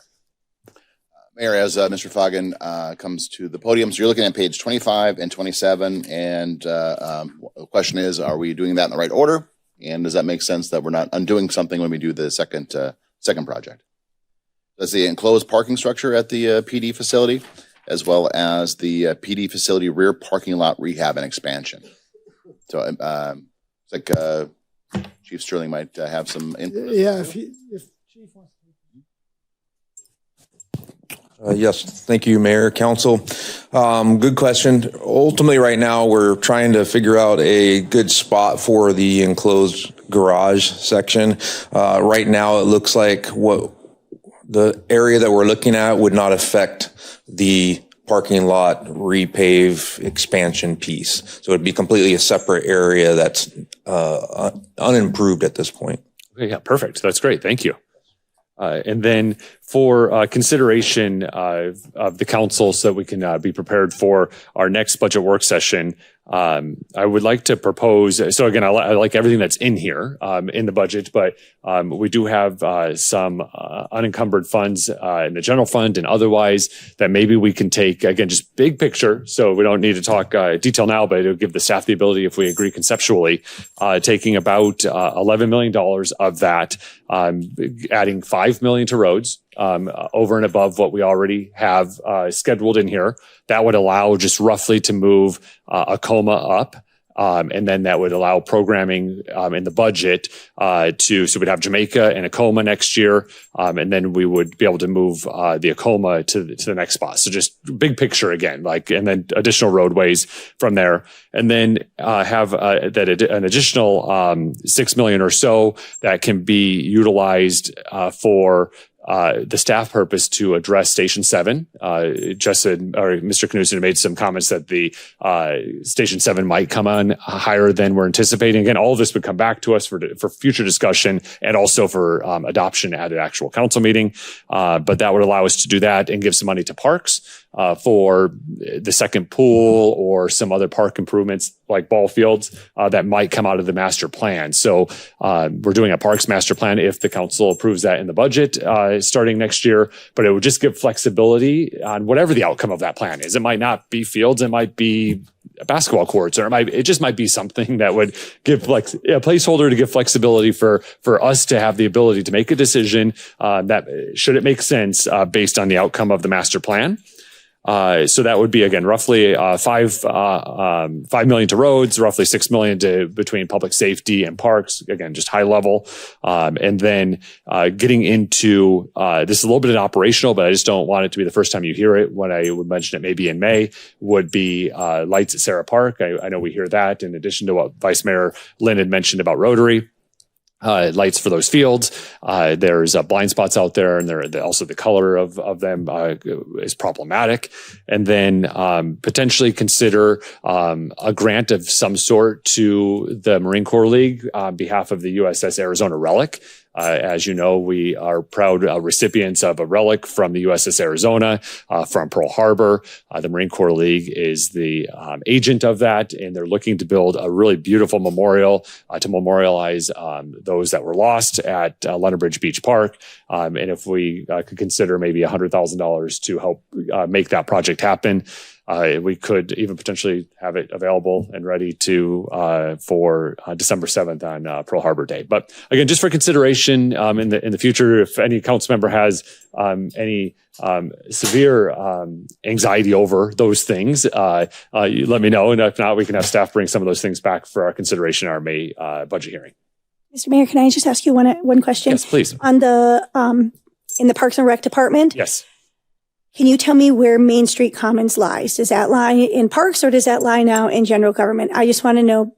I'm going to be really, really honest here. I don't want to see money moved from Parks and Rec over into that Commons area. Yeah, no, great point. So it's in general government is where the balance of that roughly 900,000 is. And if we get the grant, and then we also would potentially work with some partners in that area. No, that is its own item. So as you see, Main Street Commons is its own item in this budget. If we were to allocate those monies, as I suggested, just to give flexibility for second pool in the fields, the master plan, that would be separate in Parks and Rec and would, again, all of the things have to come back to us regardless. This is just, again, high level conversation to give flexibility. Yeah. Mayor? Yeah, Councilmember Moses. Okay if I weigh in on your ideas? Please. Yeah, I think those are great ideas. I love investing in our roads and infrastructure. I love the little bit that we can put in parks anywhere to give us the flexibility there to see what's coming up. There is stuff coming up. Absolutely. So to give us flexibility. And then also I am a supporter of the relic and that memorial that that the Marine Corps League wants to build. I know that's kind of their project, but that is going to be a community asset That is going to be a tourist. People are going to come to see it. It's going to be a beautiful part of our community. It's going to add so much. And I think $100,000 is, it's worth it to me. And so I would support that idea as well. Thank you. Councilmember Campbell? As long as those parking lots get done down there before that, because I don't want to go over dirt road to get to go look at a $100,000 memorial that we've invested. My one concern when you guys were talking about the park, and I heard the word septic tank in those bathrooms on the channel. In Public Works, or Mr. Foggins, can you come up and explain to me that close to a channel? You can explain, or whoever. Well, instead of Mr. Foggin, Mayor, Councilmember Campbell, Guy Reynolds, could you come up to the podium and talk a little bit about that project, what that means in terms of the bank or the. I guess my question, Mr. Reynolds absolutely knows all about septic tanks. I think he was putting them in when you were about 16, weren't you? Mayor, Council. Yeah. So a package unit, like we have out at the trailhead, has its own containment, and it is pumped regularly by sanitation. There'll be no leach field, nothing that can contaminate it close to the water. Perfect. Thank you. Thank you. All right. Are there any additional comments from members of the council? All right. So this is a public hearing. Would anyone like to address the city council on our discussion today?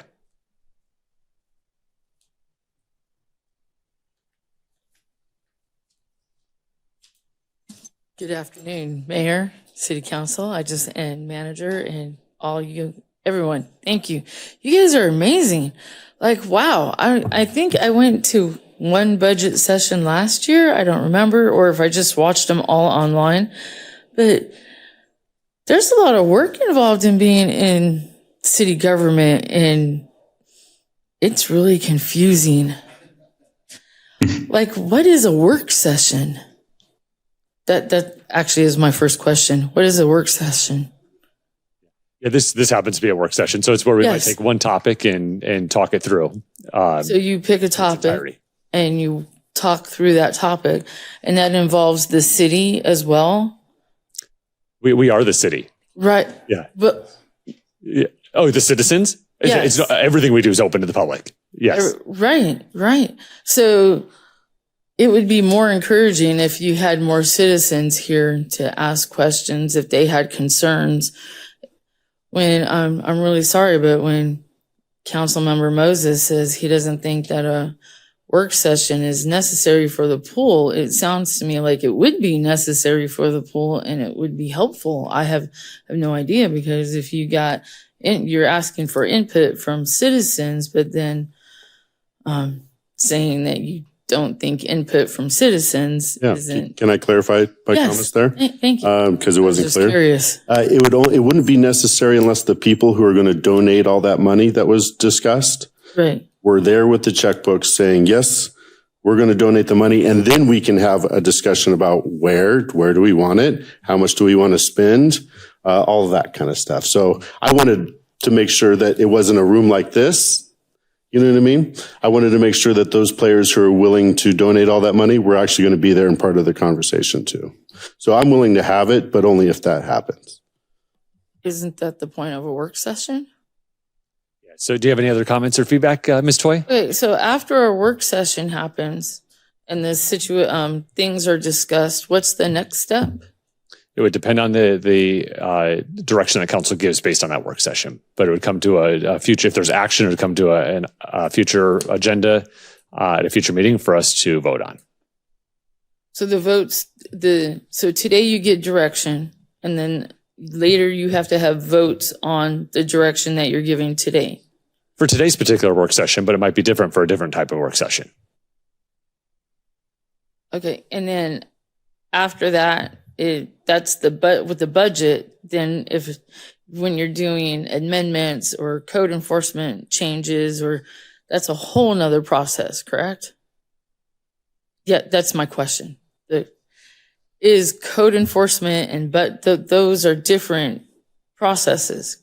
Is there ever a work session for code changes and policy, zoning changes? There's the Planning and Zoning Commission, and then we have work sessions as we deem necessary. Okay. Thank you. Thank you. Would anyone else like to address the City Council during this item?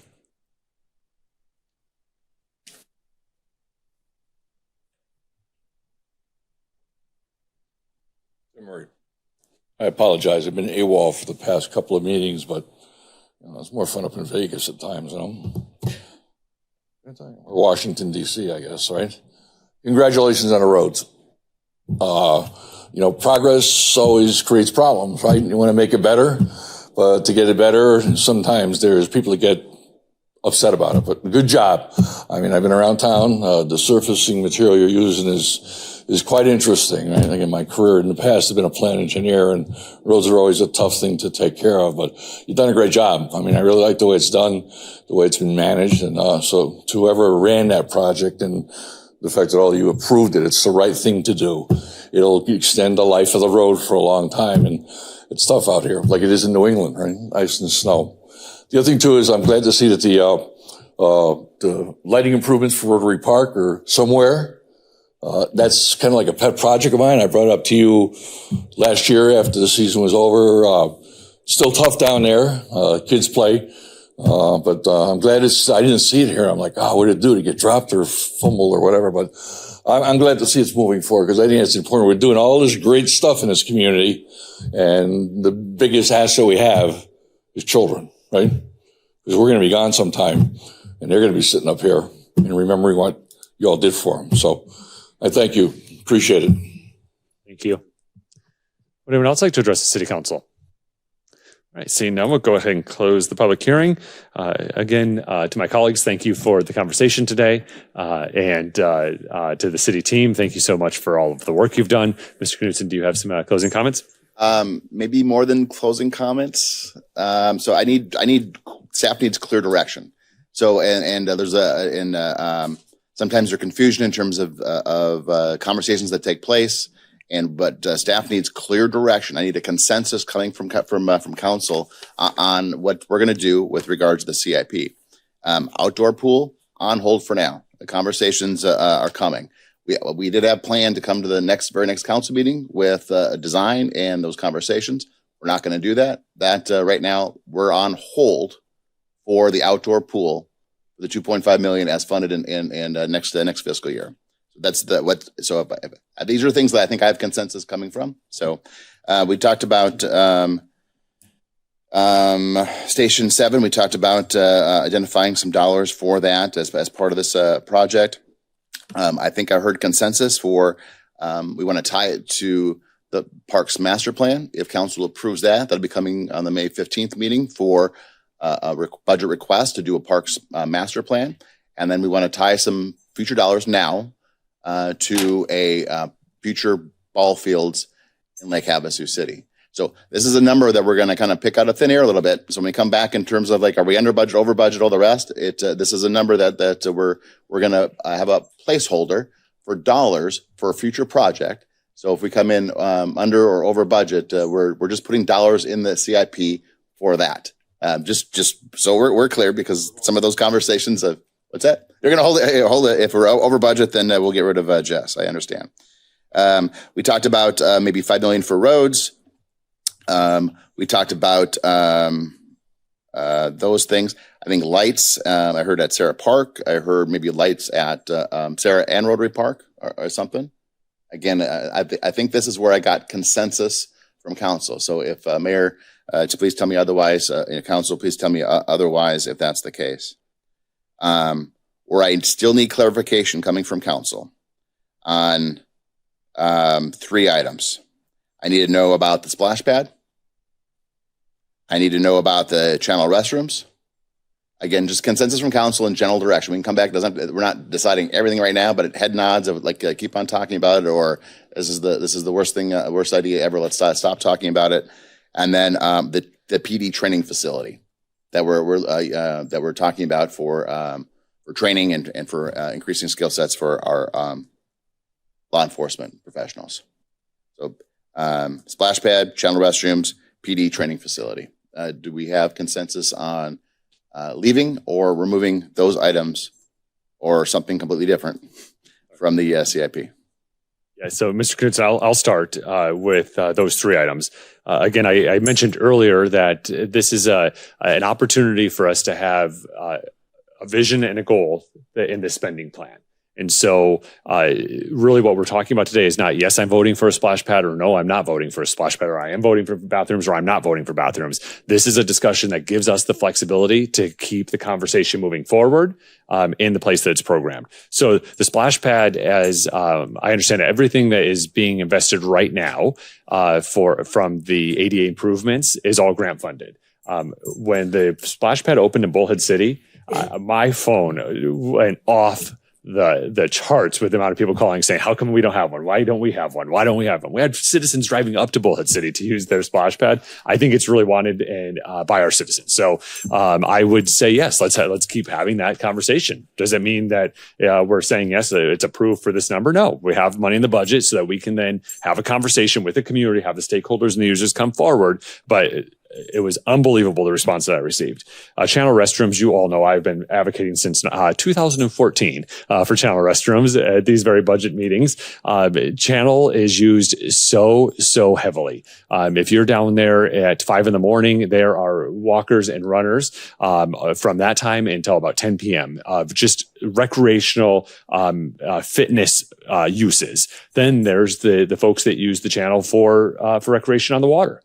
There's folks that go down and play Frisbee with their dog, much to the chagrin of a citizen that talked to us that called the public earlier this week. But there's so many people that use that, and those bathrooms that are currently there, the porta potties, are so heavily used. And I don't know about you, but I have no interest in ever using a porta potty ever in my life. And so I just don't know how we invite folks to our community and our citizens and not have a place for them to go to the restroom. So the nearest restroom from that area would be private restrooms, would be next to the ice cream shop. The next available restrooms in a general public recreation area is all the way at the bocce ball courts at Rotary Park on the east side.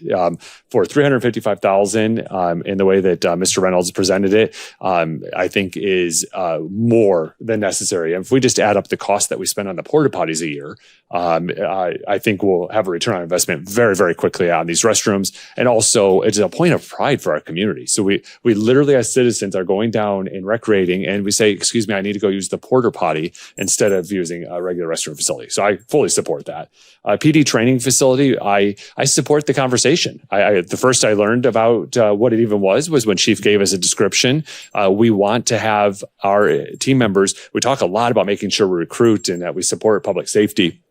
But training is part of it. They have to be physically fit. They have to have agility to be able to use non-forcible ways to deal with people in really bad situations. They roll up on things that you and I would never want to roll up on.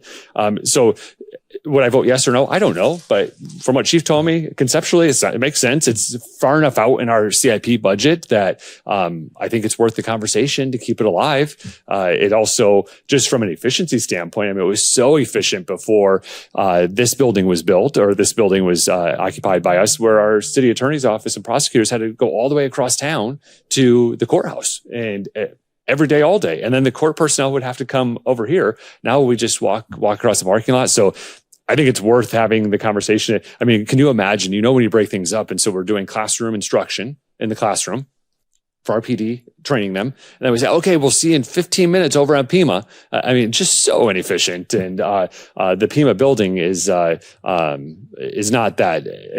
This isn't its primary use. It was a building that we had that we said, hey, it's vacant, let's use it for this use. It certainly was not purpose built for training, so it's not ideal either. So conceptually, I would keep all three of those alive because I think that they deserve additional conversation. So with that said, we'll go the opposite way this way. So we'll start with Councilmember Moses. Just do you agree with leaving them? Are you against having them in there? And we're just going to try and get consensus as we come down. All right. The bathrooms on the channel apps, I agree absolutely. Anything we can do to invite the people to use the facilities instead of our channel would be great. I'm sure you're not the only one who would rather not be in a porta potty. The splash pad, I would agree wholeheartedly that as soon as Bullhead did theirs, everybody, literally every mom, every dad that I know says, why can't Lake Havasu have something like that? And then I also remember back to my time, I took my family on a road trip up to Coeur d'Alene, Idaho, and they had a beautiful splash pad right on the water. And it is kind of a great setting to have both those things. Some kids aren't good in the channel, so the big kids can be in the channel, little kids can be in the splash pad. So I'm not the whole, it's right at the water. Why would we do that? I think it adds to it. It's not a subtractor. What were the other ones? PD training. PD training, I agree with you a little bit. It's far enough out to where if there's something more important, we can move it up. But eventually, we will have to have that conversation. I'm okay leaving it there just from a conversation piece if we get to that point. The lights at the ball fields are an absolute must. I was playing down there with my daughter playing catch, and I'm doing okay. But then another kid came out of nowhere. We started playing catch, and he could wing it, and that ball blends into those lights, and it's scary. And I talked to parents and coaches who refuse to let they're playing at a much higher level than my little girls, and they refuse to let their kids get up there because those kids just you can't see the ball. And he doesn't want, a wild pitch to take out one of his kids and ending his career and maybe worse. So I think the light situation is an absolute must at Rotary, an investment. What was the last one? Sorry. That's it. Yeah. I'll give you more if you want. So we're assuming, right, that the lights in the pool, we've already talked those all through, that they'll be coming on the operating budget. The pool we've talked through. So we're assuming that we're there. So if you're not on board with those, then just let us know. But the ones we need consensus on: the splash pad, the channel restrooms, and the PD training. So, Councilmember Koch, did you want to weigh in, or? I'm okay with continuing the conversation for the three. Yeah. Okay, thank you. Vice Mayor Lynn? I'm going to be a no on the splash pad. We already have a splash pad that doesn't have restrooms, that even when it is in use, it's used by homeless that are up there showering. It sometimes doesn't even work. So I'm going to be a no on that. It's right by the lake anyway. Channel restrooms, if we are already getting bathrooms just a short way distance with that ADA funding, I'm a no on the channel restrooms. You're going to get them right down a couple of blocks down. And the PD training facility, no, I'm not interested. I did want to say on the outdoor pool, I want to make sure that it's still in the budget and that we're going to work sooner than later, like now, like when you were going to talk to us in 2 weeks about giving us saying like a work session like now, so that you can come back to us with what that looks like. I don't want to wait 8 months again. I don't want to wait for that. So I want to make sure that we move that up. And then I did have one questions on the bathroom on the channels, if that goes forward. Is that actually going to be on the city property? Are they going to be on the city property? Because I know that whole area is kind of weird with what's private owned and what's. Mayor, Vice Mayor Lynn, yes, surely in terms of our right-of-way agreement with the Arizona State Land Department, we can't build restrooms on land we don't own. Okay. And then, okay, we can continue to talk about the outdoor pool and we'll have some additional conversations. So right now, staff doesn't have clear direction, but I think we'll figure all that out for now, right? We'll get down to the rest. We'll get down to the rest of the dais, and then we'll see where we're at. All right, Councilmember Diaz. Hello. I'm probably a no on the splash pad, but I think restrooms could be beneficial down there because I've seen what goes on down there. So the restrooms would be a good idea. As far as give me the third item. What was the third item? I'm sorry. So the police department training center. Yeah, I'd have to give. I'm not a firm no or a yes on that right now. I just have to get some more conversations moving forward on that. Okay, great. Yeah, thank you. And again, we're just looking to have direction so we can move forward. It's not, you don't have to give me your final, I'm yes or I'm a no on what the item might be presented in the future. So Councilmember Dolan? Yeah, I agree with a lot what the mayor said. I believe the splash pad is a want and need by a lot of the families in here, and I think it would be a great asset for the community. Bathrooms, definitely yes. My wife runs all over town, and she can tell you which bathrooms open at which time. We're a recreation town, and I think we got to support our people with that. Definitely. PD training. Yeah, I'd like to keep it on and get a little bit more information. Chief, we already pay the favor. You can borrow this room when we're not using it. Like you let us borrow the other council chambers. So just let us know. And the pool. Yeah, I would definitely like to see us, continue with the pool. And if people are ready to come in with new money, then great. But I don't want us to put it on hold just while we're waiting if people are ready to do it, then great. But they also need to stay at our pace that we have already created. So thank you. Right. And Councilmember Campbell. Can somebody tell me, the splash pad? I'm so confused about 1 minute we're talking about water conservation and the next minute we're building pools and splash pads. Can somebody tell me, how much water does a splash pad use? Yeah, Mr. Reynolds, possibly. Yeah, Mr. Reynolds. When it comes to park maintenance, Mr. Guy Reynolds is pretty phenomenal. So sorry to put you on the spot. You may or may not have the answer right away. If we don't have the answer, we can research and come back. But Mayor and Council. So the splash pad we're proposing will have a recirculation tank.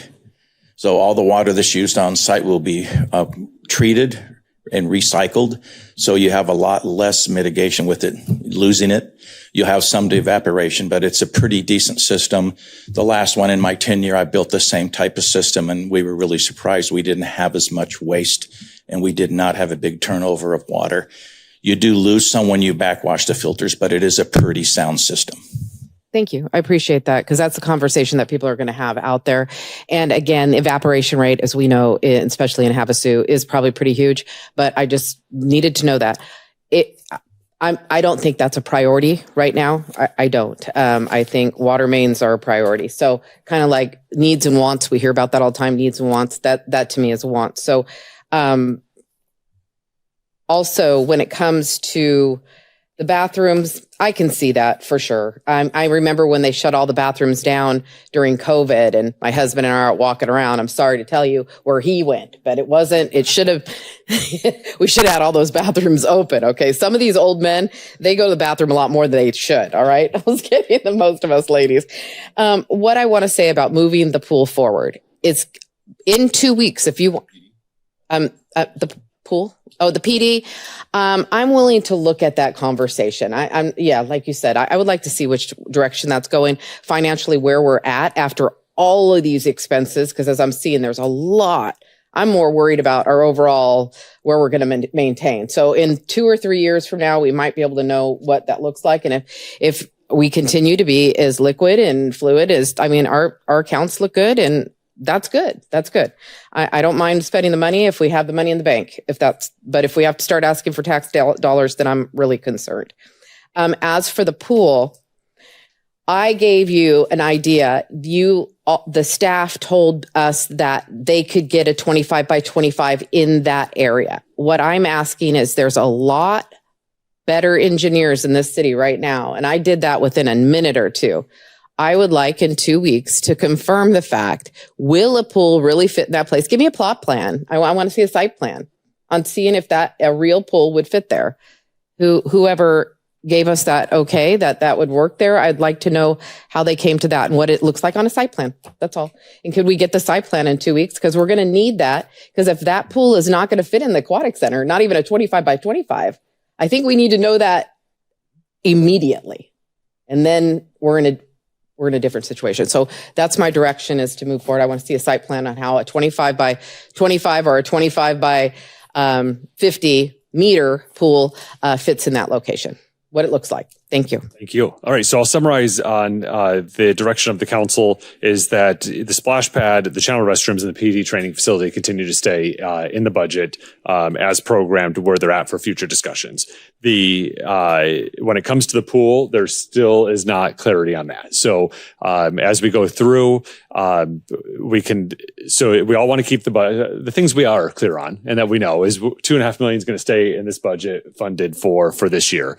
Now, the next thing that we're not clear on is that in 2 weeks, just prior to this conversation today, and his team, we're going to bring forward a design contract. Is that what it is, Mr. Knudsen?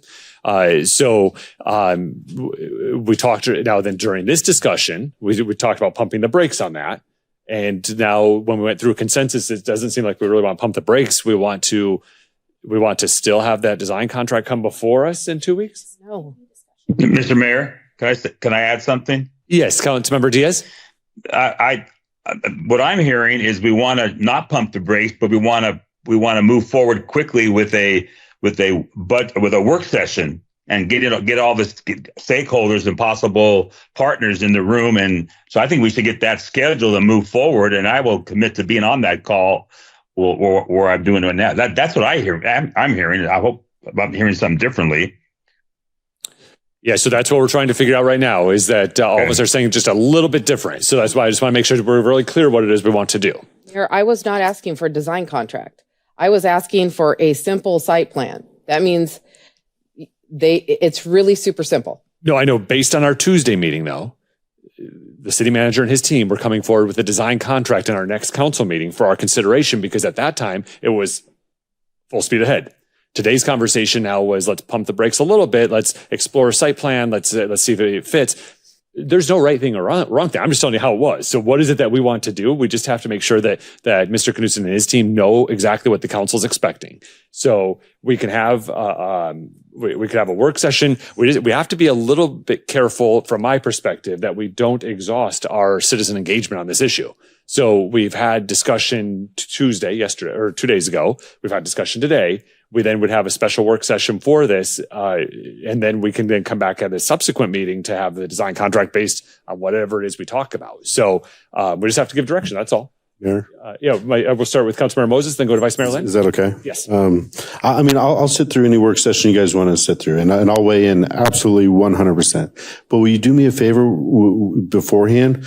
Will you get with those people who want to commit to building this and have a force to sit down with city manager and have a meeting and let's get commitments. And then if at that time you guys decide that we need a work session, I'm sure Cal will grant it to you and we'll do it. Or we might just be able to really move forward with exactly what we're able to do. I mean, site plans are great, Nancy, and all that stuff. And I am interested. Would that 25, would that 50 fit? What would it look like? All that stuff. But let's see what our level of commitment, true level of commitment from our community is. And then we'll make that decision. Is that okay? It sounds great, but I don't know that gives direction to the city manager. So Vice Mayor Lynn? So yes, I like the direction that Councilmember Moses said. I would like to see if a pool actually fits there. I think we need to know that. I think where I'm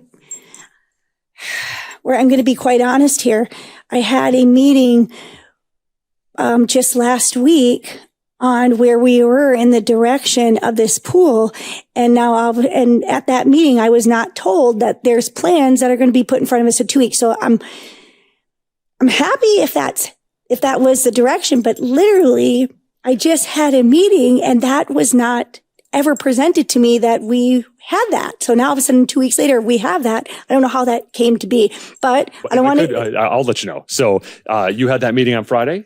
I was not in attendance. We had a meeting on Tuesday, and I think it was loud and clear that we didn't agree on a whole lot during there, and we had all different competing areas. And so the city manager moved things real quick starting yesterday with his team to bring a design contract. That's coming from our direct reaction from Tuesday. Okay, that's what I'm just making sure that happened, and that's pretty dang quick. Very quick. Because we had 8 months of nothing, and now all of a sudden in 2 days we did something. So I appreciate that, and that's where I'm just asking, because to me, I'm like, last Friday, we had nothing, and now Tuesday to Thursday, we have something. Mayor Vice Mayor Lynn, 8 months of nothing, very, very harsh. We have a lot of really good people that work for the city that have been doing research and having conversations with other communities in terms of the pools that have been recently built, the success stories that are there. We've reached out to local pool builders. We looked out to statewide pool builders from a commercial perspective. We've engaged in conversations. We engage in conversations with design teams across the way and what that looks like in terms of what a pool would cost. We've done lots of research on the maintenance. Once it's built, how much would it be built? So staff's been working very, very hard for ever since we had that conversation at the budget time last year. We do that with all of our projects. All of those things that we talk about in terms of a project that comes before council, there is a fury of work and effort and passion and care that is done by our employees on the back end. So I just want to take a little bit in terms of that conversation that nothing's been done. We've been working very, very hard to tee up those conversations. And as soon as council says go, we're ready to go. And that is how we handle all of the projects that we have in there too. So I just want to stand up a little bit for our team that's been working really hard in public works and parks and conversations that have been occurring to tee all these things up so that we're listening and we're waiting and we want to do what the council wants us to do. So can somebody explain? Oh, go. Yeah. Oh, for the second poll. Yeah. Let's, we'll actually start with you, Councilmember Campbell. Then we will go down the line on the second poll. What direction do we want to go? Are you good? My question is, where are we at this? We hired a design contractor in 2 days? We hire it. The council hires it. So council. On Tuesday, in 2 weeks, Mr. Knudsen and his team have teed up a design contract for our consideration. How much did that cost us? I haven't seen the agenda item. I'm just telling you that in 2 weeks that we'll have it for our consideration. So this literally just happened Tuesday. They are moving at rapid pace based on our feedback on Tuesday. Our words mean something. Our words have actions go behind them. So, we had a whole meeting that went on and on and on and on about a pool, and that was what they left with. So we just need to determine, again, what we do agree on is $2.5 million stays in the budget. We agree that we need to have additional discussion. Do we want to have a work session to talk about that, and at what interval do we want to have that? So those are really the discussions that we're at. We can have a repeat of Tuesday. So that's really what we're talking about, is a repeat of Tuesday would occur. Well, yeah, I mean, but if that's if you don't want a design contract in front of us, then what's our next step? I already said that at the very beginning. And first and foremost, this project was going to be on our CIP for next year, like right July, supposed to be shoveling. And most of us we didn't know where we were at. So now we do. My question is, I don't want to hire a design contractor or designer if somebody like myself says right away, it had nothing to do with length. It had to do with width. So I think I could ask the staff a simple question. I don't think we need to stop the design contract come Tuesday. I bet you, what is it? Today's Thursday. I bet you by Friday, some of the very smart staff that we have will be able to say it absolutely, the width is fine, and also explain if, like the pictures that I just showed up there that were pretty explicit, you can go as long as you want. It was a width issue. So if somebody here can answer the question, is it a width issue or is it a length issue? Is it going to fit? I don't see, I wouldn't hire a designer at this point if I might be correct on what I'm showing you. I mean, I'm saying for free, I'm offering you a concern before we start hiring a designer. And when you said that you reached out to a bunch of local contractors, what did that look like? What did they say? That it would fit on there, no problem, and the other one wouldn't, or this one would, or because I know my contractor, all the pool contractors that I've ever had, you go in there, you don't pay a dime, and they just design everything. It's beautiful. They tell you, they tell you how much it is. I know that we're government, but I still think if we can use local people, I'm all for that, even on the design portion, really. So where I'm at, yes, I also said that I would get together with a handful of people. I didn't say workshop to start. I said a handful of us together to go and talk to these people that blew up my phone over the last 48 hours. That's all I asked for. And if they don't come to the table, they don't. but I'm sure in the heck not going to tell the Stingrays, here, we're going to go through a whole design, which is going to take longer, and then come back and say, you know, it really doesn't fit there, or we're going to have to knock out the whole parking lot. This is, I don't do things like that. I do little tiny baby steps to know, but you say it's definitely going to fit there. Well, I mean, that's what you guys said, right? Mayor Sheehy, Councilmember Campbell. How about this? If council says that we need to get more information on the outdoor pool, then let staff pull together all of the research, all the information, and then handle it from that perspective, right? And I'm not even asking for that. I'm asking for just a site plan. Well, but that's going to lead into the next question and the next question. I think we want to be comprehensive in terms of what's out there and all the research that's been done. Well, I mean, here it is, and then now council has all the information. The public has all the information up into this point of what that looks like. Site plan. I mean, that's something I could email over to council and what we have in terms of what that looks like. But if you want to have that in a public conversation, then that's a little bit different. If we just show up and say we're going to have an agenda item for a site plan. No, I'm not saying that. Okay, so then email it to us as soon as you get it, just to make sure, does it fit or not? Perfect. I think that's the biggest question I have right now. Is that pool going to fit there? That's Sure. That's a great question. And then we could, if it doesn't or it does, then move forward with the design contract agenda, whatever you want. Because in 2 weeks, I will probably have a handful of people that will either commit or not commit. Perfect. So then am I hearing that we, in 2 weeks from now, the design contract that Mr. Knutson is working on should come before us Yes. for our consideration? Yes. Okay. Oh. Yeah, Councilmember Campbell said yes. In 2 weeks, because in 2 weeks, I should be able to tell you, or with the site plan, we're going to find out a whole bunch, literally. Right, but you don't have to vote for the design. I just have a question. Could we, instead of making it an action item on that day, can you bring the contract to us as a discussion item instead? And then at that time, we can discuss what that contract looks like. If there's more input on it, then you don't have to have your work session, I guess, if you don't want to. And that way we're discussing it and not an action item that day. And with that information, then we'll be able to go forward with an action item. We can't do that? We can have it teed up to have an action item. We don't have to take action on it. So we can have the full discussion, and should that discussion warrant the design contract, we at that same time could do it for efficiency. And I think that would give all of us enough time to get the stakeholders to show up, and anybody who wants to commit. That's 2 weeks. I mean, just put your foot back on the gas pedal, I guess. It's a very confusing project in our direction. I'm confused how we can spend money that's not budgeted for this year. I mean, a design contract is money, right? Yes. That money's not scheduled till July. So I don't know how we can, if there is a design contract, why would we can't say yes to it unless I don't know. Great point. Mayor Sheehy, Councilmember Moses, absolutely great point. As it was discussed, the funding is available, $2.5 million in the CIP for an outdoor pool. That funding is not available till then. I'm hearing from council. I don't care. Let's go. Let's get it done. That was my takeaway. I'm just being blunt in terms of ease of speak and speech here. Let's go and get that done. So there's going to be with the approach that the direction that I thought I was given, and I'm given to the team, is we're going to not spend the entire design contract within this fiscal year, but there will be a couple bucks that will be spent in percentage and the context with the entire design contract. And we need to find a funding source, take away from another line item and piecemeal something together so we can identify $50,000 of a $25,000 design contract.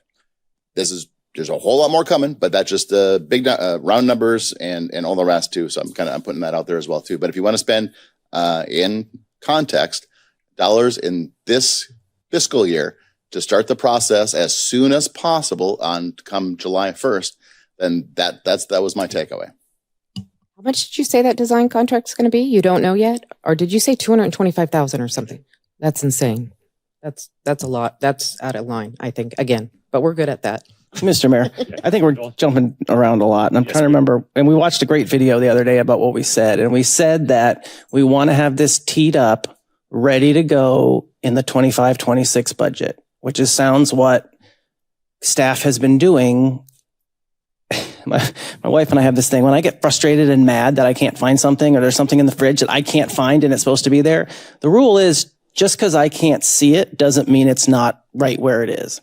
I think that's the same thing about this situation. We all have a different perspective of what's happened and who's done what. And just because we as council members have not seen the behind the work stuff that's happened doesn't mean it doesn't happen. And I think we need to be respectful and careful. Like, I don't want to pick at the fire chief. Hey, why is station number 7 going to go at that spot? What have you thought about this spot or that spot? A lot of those meetings have happened, and we have to trust the people that are sitting in those chairs that have made those decisions, and we're paying them to do that. And we got to be careful how we picket things up here, because there's a lot of behind the scenes stuff that we're not privy to, and that's not our expert area. And I think this pool thing, yes, then we teed it up to, and not break ground July 1st, but be ready to go to spending money July 1st. And I think that's what we're prepared to do. Is I don't think we should prioritize this over anything else. I think we should keep this going on the pace that it is. It's in the budget for 25, 26. Let's keep going. We have until July 1st to get this going. If people want to come in this room and up that level and give $4 million, I think that's awesome. I would love to have those people here. Let's do it. But we also have until July to make that decision. But I think we should continue to have it all teed up to do the design contract and have all that ready to go when we have the budgeting and ready to do it. So I do think we need to put the brakes on a little bit of the passion we all have for this. I think staff's doing what they can. I would love to see that design and make sure that we can physically put the pool. You know, I'm assuming that that's something we've looked at. If we've come this far along, we know it can fit there and we have it. So I'd like to give them the benefit of the doubt that they can get that to us. If a couple people were calling for a work session, then let's have a work session. If now they're not calling for a work session, then let's don't have a work session. But I think we all just need to relax and realize what we do up here and what they do out there and give them the benefit of the doubt. And like I said, just because we can't see it doesn't mean it's not there. So that's my 2 cents. All right. So we need to make a decision. So, we're almost 4 hours into it of $175 million spending plan over 5 years. And we spent probably 2.5 or 3 hours on $2.5 million of that. So let's just decide how we want to do it. We all agree the 2.5 is going to stay. Do we want to give a little bit more time? So not in our meeting in 2 weeks, but maybe our meeting in a month. So not the next meeting, but the following meeting. We have an item that comes forward with the pool. If that's the design contract based on some of the work that council members or community partners come forward, we have a discussion, or we potentially have a design contract in front of us. Is that fair? I agree with that too, because it's hard to get a design contract if there's a potential of outside investors that want to add more to the pot. Yeah. You can't even, he's saying 225,000 because that's 10% of the thing. What if this thing is $10 million? Exactly. There's no reason to go to a design contract. Just pump the brakes. Like I said, give it 2 sessions. We're going to give it 2 meetings. In 1 month, we'll come back with either a discussion item or the design contract based on what might materialize with partners that might come forward. And if the design possibly might be in a different location. Yeah, Councilmember Diaz.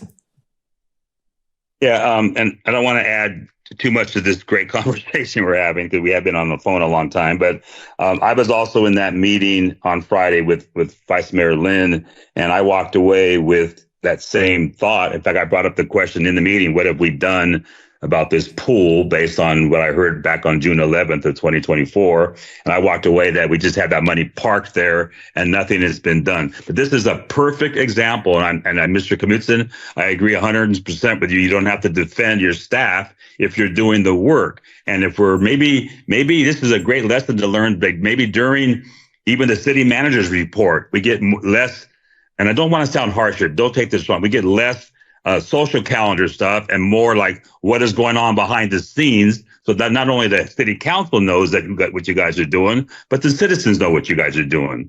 Because I literally walked away from that meeting on Friday that money has just been parked there and we haven't done anything with. None of this work that the staff is doing and just great work that I know you guys do was brought up. I was sitting 2 feet away from you when I asked the question, and even Vice Mayor Lynn said the same thing. But this is a great example, once again, not to be repetitive, if maybe we should put a little bit more meat in our city managers' reports and tell us what's going on behind the scenes, because we don't know, and that way we're not all surprised. But I'm good with moving the ball forward, as Mayor said just now. That's my input. All right. So does anyone have any suggestions other than in a month we'll come back with some sort of discussion about the second pool? All right, Mr. Knutson, do you understand what that is, or? Sure. All right, so we'll have more discussions about the second pool and what that means. But I do want to I don't want to leave on a sour note. And we've talked about this multiple times about the second pool. But in all fairness to everybody, I believe we were having different people understood things that were occurring differently. So the budget started on July 1. So lots of people were marching to that tune. So until the coach came to call to the public 2 weeks ago, no one was talking about the pool. No one at all. And all of us had the ability to do that. Citizens had the ability to do that. Users had the ability to do that. They just chose not to. So I don't know that anyone wasn't advancing the ball forward or dropped the ball or any of those types of things. It was some people believe that it was starting on July 1. Others believe that we gave direction, and because we gave direction with no money, that staff could bring it forward and have it go before. So it's just a misunderstanding, and that's all it is. And now we're moving forward. I think we're talking in the same room. I don't even know we're on the same page yet, but we'll get there. But I mean, it's important to know that one citizen came to and called the public, and that's what changed all of these things. There's hundreds of users of that pool. In fact, 65,000 users of just Open Swim in the last year. So I mean, we just put it in perspective. But Mr. Knutson, do you have any wrap up comments before we move to adjournment? Mayor, members of the council, budget team, city staff, and department directors, and everybody that came together to have a conversation. What we're doing as part of today is getting the collective concept of what are the priorities are for our residents and for our community. And so is it efficient? No. Is it painful? A little bit. Is it beneficial? 100%. And are we going in the right direction? I think that yes. So that's my takeaway. This is the local government process, is that we do our best to identify the stats, the information, do the research, put it out there, engage the council and engage the public, put it through the ringer and see what comes out of the other side. So I just want to thank the team for all of their work, all of their effort, everything that they accomplished on that side. And thank you, council, for a robust conversation. And we're going to get there, and we're going to do some really, really good things. And like we're doing in this fiscal year, we're going to do some really, really good things in the next fiscal year because of this process. Yeah. Thank you, Mr. Knutson. All right.